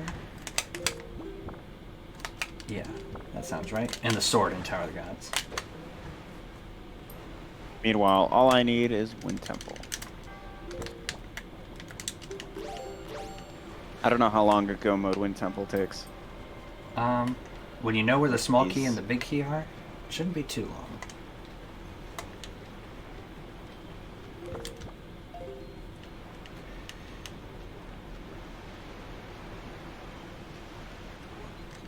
Yeah, so I'm going to do the Tachi, basically go mode. I'll probably grab the big key because the Tachi big key skip is pretty annoying. There's not too many situations where you know where the big key is in Tachi where you're not going to get it. Yeah, the big key skip in Tower of the Gods is one of those things that's randomizer exclusive. You can do it in the vanilla game, but you need to get the big key in the vanilla game in order to beat the dungeon because it's in that last chest that just unlocks a door. Mm-hmm. So it's one of those things that in the randomizer you can do chest storage and skip that door, but that's only if you don't have the big key because it just randomly ended up being in a different chest. There are some other randomizer exclusive strats. For example, there's chests that are added in Dragon Roost Cavern and in Mother and Child Isles to represent the vanilla grappling hook check and fire and ice arrow check. Those we can store and take advantage of them for various different things.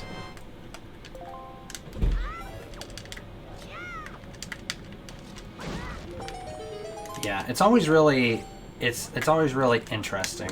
I've always found that interesting about the randomizer. That there are specific strats just for it.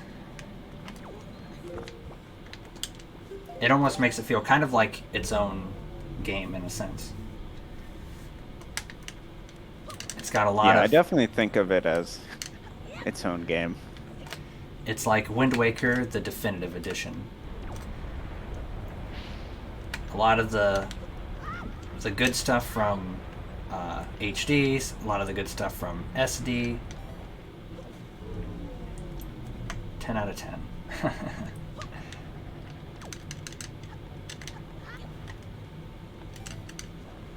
And the cool thing is that the way that the randomizer works is totally legal because it's just modifying the game ISO. Mm-hmm. So if you own the game and you just extract the ISO, you just run the randomizer program and it changes it for you. Mm-hmm.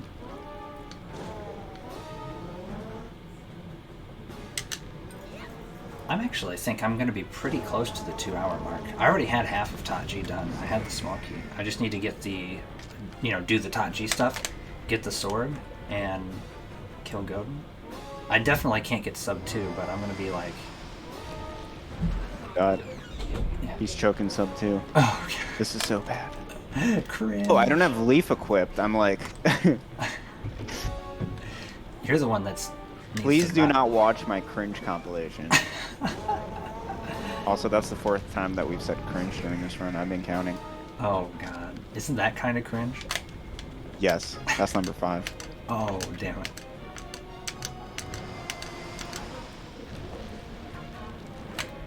So that's the small key. Now I just need to go beat the dungeon.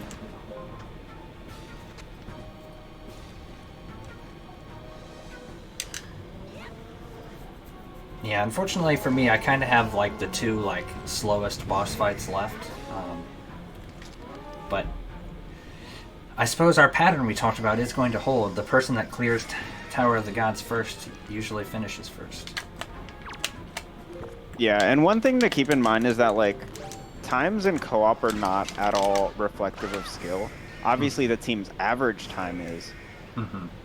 but each individual's person's times pretty much completely depend on who ended up catching up on the other person's checks early or not, and also like what dungeons they did. So one person can completely carry a team, but then end up with a much slower time if they mostly checked locations and didn't catch up on the other person's items. A really good example is we had one co-op where I'm pretty sure of like the required items to beat the game that you actually found like probably close to 75 to 80% of it, but because Woofer kept finding the items, I had to keep playing catch up, and once we finally were looking for the last items, I already had everything, and he had to keep checking new locations because I couldn't check new locations because I had to keep catching up for items. So once it got to like the last item, I just was able to finish first because he had to go and do all the catch up afterwards, and that's the kind of thing that can happen. And a lot of times that's kind of like you were saying, it's mostly luck of the who found what items. Yeah, it's luck and also just depends on your strategy. But the way that we compare teams in co-op is based on the average time. So it doesn't matter if like who finishes on your team with the faster time or what the difference is.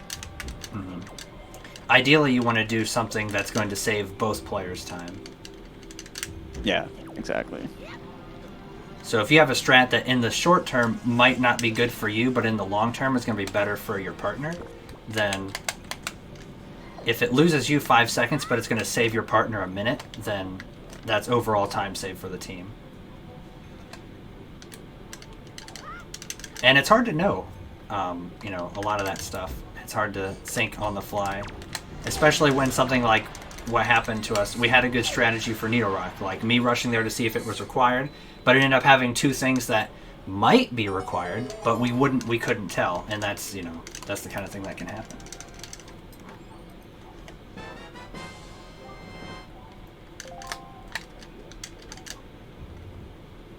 Meanwhile, my muscle memory is kicking in, and I'm going to check checks that I don't need to check in Tower of the Gods. Actually throwing.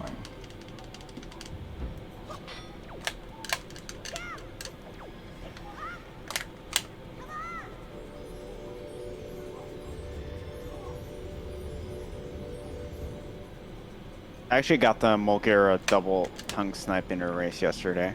Oh, Didn't really? get it in this run. Dang. The thing is, I got it, but then it took me like 10 seconds to actually hook shot the tongue again. But I'm pretty sure it was still faster because I didn't need to do the air snipe twice. Yeah, you don't have to watch Mulgara like flying around. That is the part that's super slow. It feels like, at least.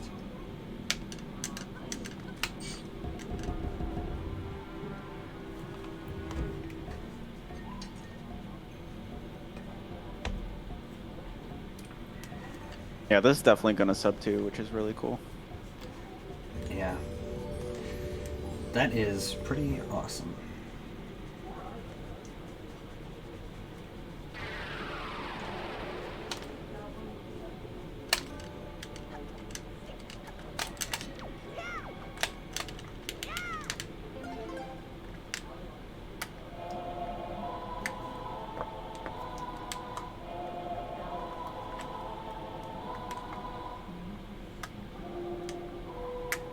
I guess the one thing that was kind of neat about this seed was that we,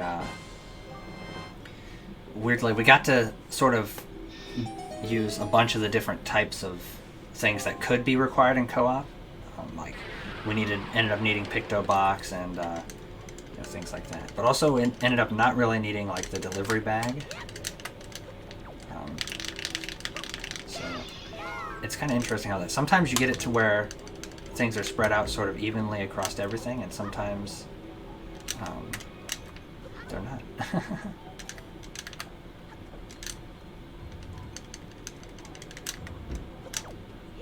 The delivery bag is super tricky because most of the checks require 2 items. Mm-hmm. But I don't think we really ran into any issues with that. Yeah, we had sort of like that thought process of the Maggie's letter, but it ended up not really mattering. We both had enough other items we could keep checking other places, which was super cool.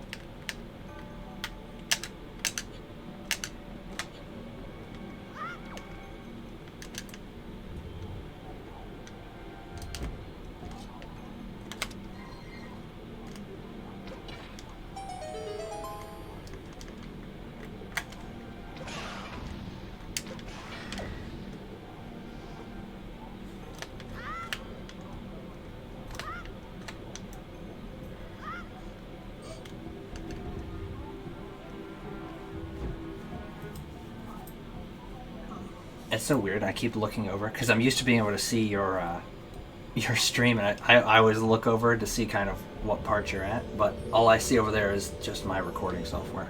Just imagine the barrier shattering right now. Oh, it's beautiful. It's a thing of beauty. I'm off to get my last sword and do the third statue.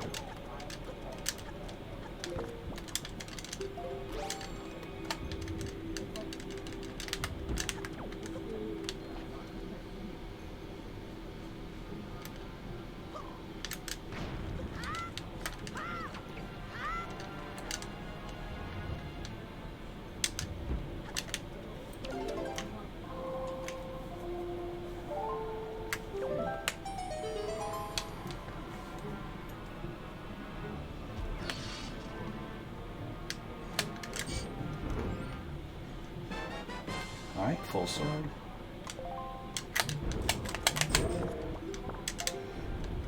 The thing about co-op that gets me is when I'm getting towards the end game like this, and I feel like I missed just one of the random shards or I'm forgetting something, and I've checked, and I'm not. The only thing I need is the Godin shard. I literally have everything else to beat the game. But it's still, it's just... You Yeah, always... sometimes I get scared I forgot a shard, and then I realize I'm in Hyrule. Sometimes I'm afraid I forgot to get one of the sword upgrades, and I realize, oh shit, I'm in Ganon's tower. Same joke, just applied differently.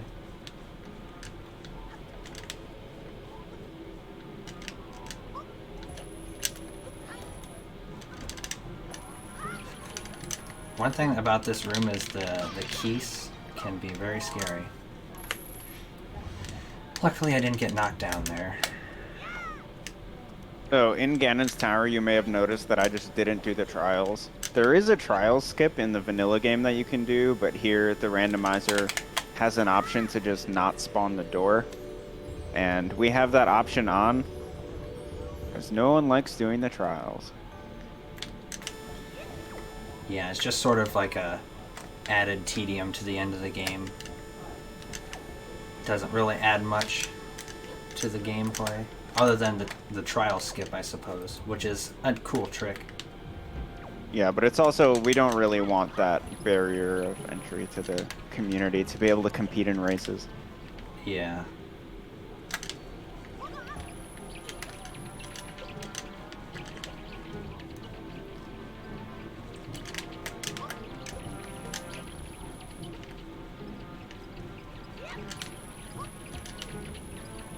I'm now doing Puppet Ganon.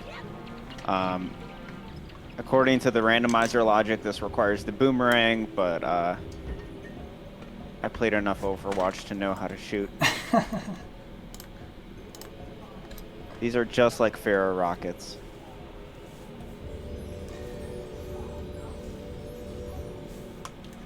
Except I'm bad. Watching the cutscene of all three statues right now, so I'm about to head up to the Tower of the Gods room where the big key is. Well, I don't have soup or double magic. Ooh, kind of cringe. I think that's number 6. Damn. Does this count as a cringe compilation? Yeah, kinda.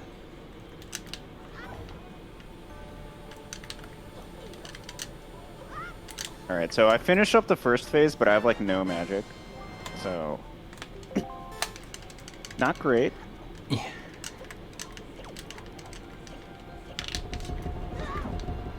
Oh god, Soupless Ganondorf. Don't die. See how helpful I am.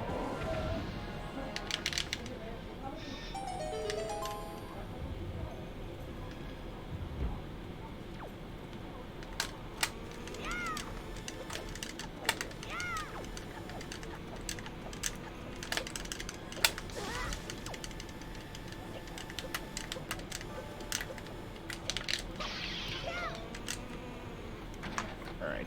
2 drops from the keys. Let's go. That's nice. I am in Godin right now. Flushed emoji. No, just kidding. Oh. Might want to edit that one out. Yeah. Except we don't know how to edit. Yeah.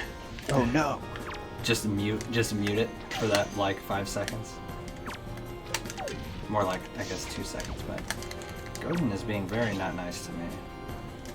Thought we had something special.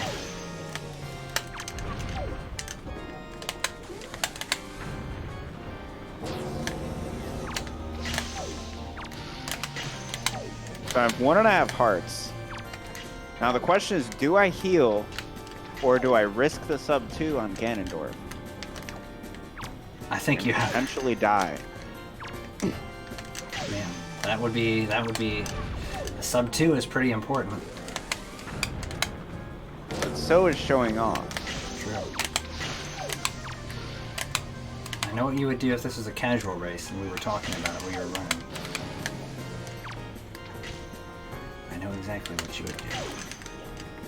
I've seen it before. 11 times. The good thing is, I'm not watching it right now, so you can't give me as much anxiety. This is the part where I pick up the Godin shard and it says, 1 shard remaining, and then I cry.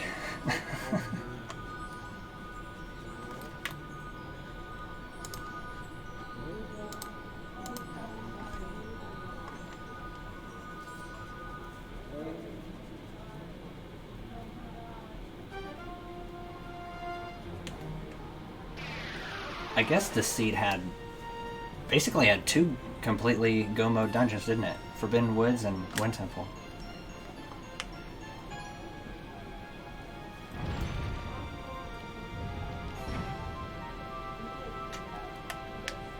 Not used to seeing that many go mode dungeons.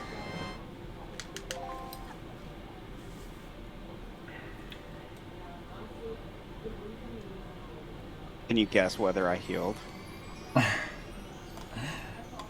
I feel like you did. I didn't. Oh, really? Dang. Yeah. I almost said there when you were saying that, I almost said, there's honestly like, you definitely had enough time to heal and still get sub 2. Oh, but, easily. But I was like, it's for context. You know so. me. Yes, I do. I mean, part of this is about proving to the people that Ganondorf is actually a really easy boss fight. Yeah, that's fair. I didn't take any damage. 158.13. Not bad. Not bad. Fastest co-op time ever. Yeah. Are you... You should still record. You should keep recording. Yeah. Okay.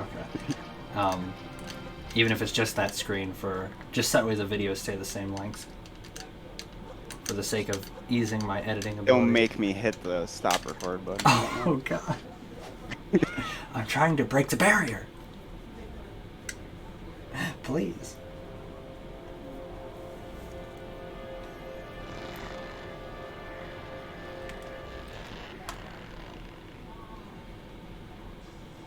I can probably get like a 205 if my Ganon fight goes well, and Puppet Ganon fight. I have more specifically the Puppet Ganon fight. The Ganon fight, as Woofer said, is kind of a joke.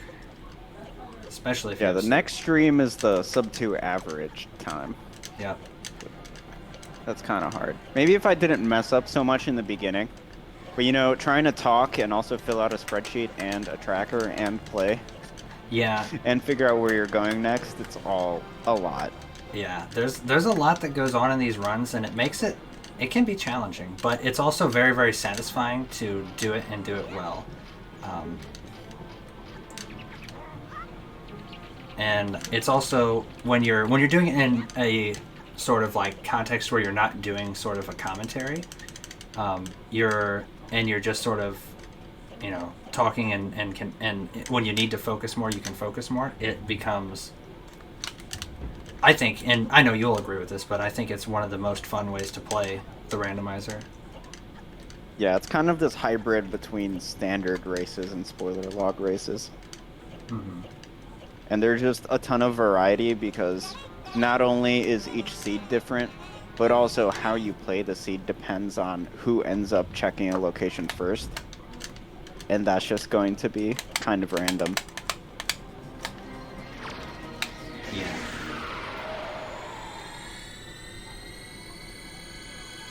Alright, Phantom Ganon has just vanished. Disintegrated. I also lost time walking to and checking things that I probably shouldn't have. I'm not sure if that would have... I guess since I was the one that found the go mode, it probably did end up affecting my time. Because I would have gotten to there a little bit sooner. But, oh well. Just have to keep practicing to make sure it doesn't happen during a marathon. I just get good. Yep, I just gotta get good. Not good enough yet.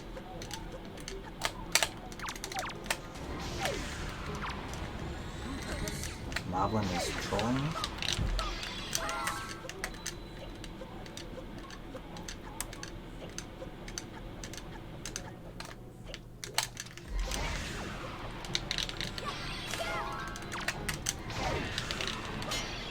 So in the Wind Waker randomizer community, we actually have 2 tournaments going on right now.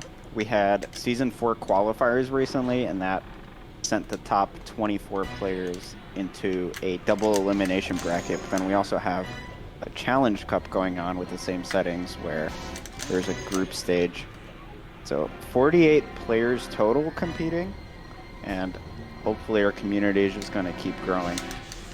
And we're also going to try to play a variety of different formats. I think our randomizer is really unique compared to a lot of other games because we allow glitches, and we've had a bunch of people just learn how to do storage and super swims and all of these really cool things. Mm-hmm. So, yeah. Super swimming is another interesting thing with Wind Waker randomizer that we actually didn't really go over a lot in this because we... neither of us really do super swims, like at all. yeah, it's one of those things that barely saves any time, and it's not worth it in most situations. I think it's more useful in spoiler log than in co-op or in standard rando.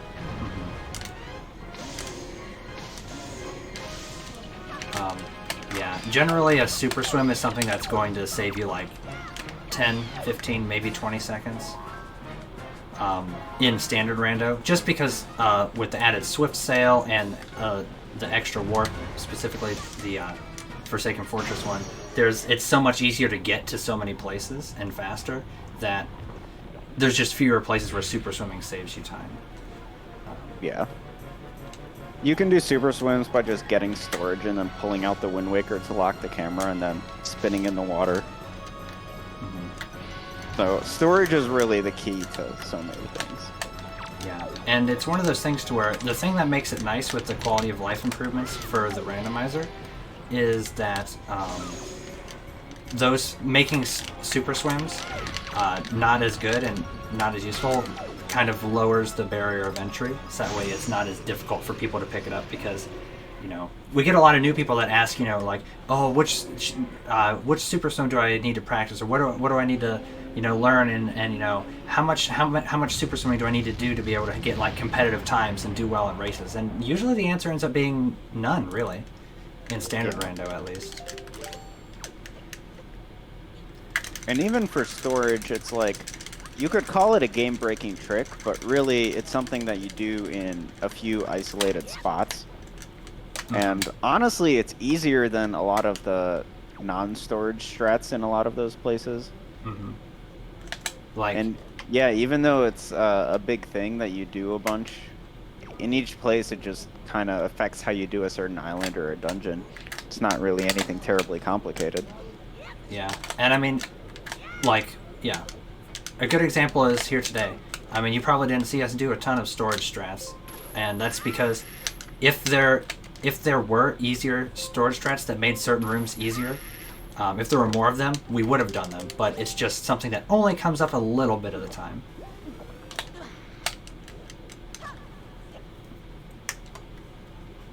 I just entered the Ganon fight, so. With soup. Yep. Shaking my head. I can't wait for you to actually see how good my puppet Ganon was. Although I just cringed on Ganon. I'll blame Zelda. Missing the shooting Ganon in the neck. Even though it was my fault. Because I messed up the setup, but... oh well. It only cost a few seconds, but...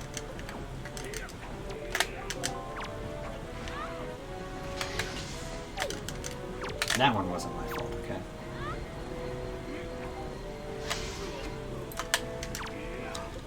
And...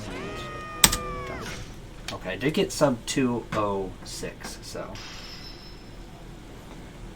Still really fast. yeah. That, yeah, really good time. Like I said, that's definitely probably our fastest average we've ever gotten on a co-op seed. Yeah. And that's probably not a reflection of our gameplay. I definitely think we've played better in previous seeds. It's more of this seed just being fast. But still really cool to get this time. Definitely. Do we want to have any sort of... I guess we kind of went over like the sort of closing thoughts there. But yeah. Is there anything else we want to say before the end of the recording? Yeah, one thing is I don't want to delete the spreadsheet for once, even though I normally do. Mm-hmm. I think we can link that in the video description. So if anyone wants to follow along with where the items are, just to make it a little bit easier to watch. True. I know my tracking was not the best throughout. I tried to keep my items updated, but sometimes I got caught up in trying to go fast.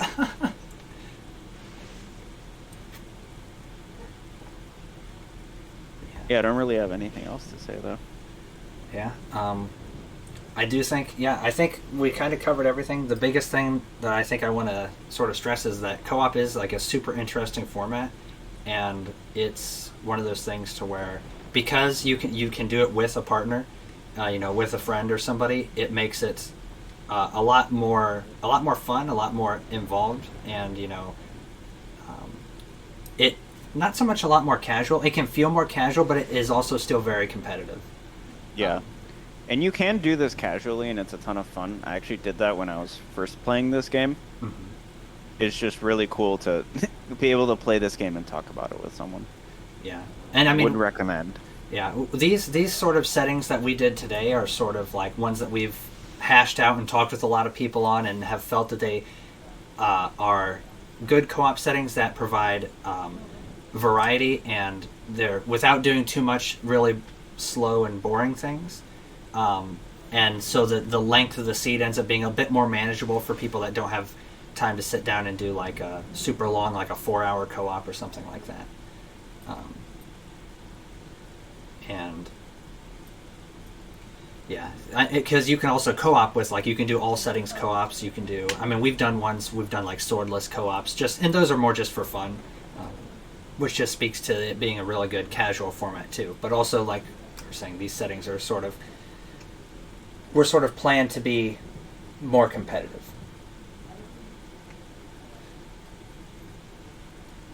Yeah, I guess that's kind of the last sort of thought I had.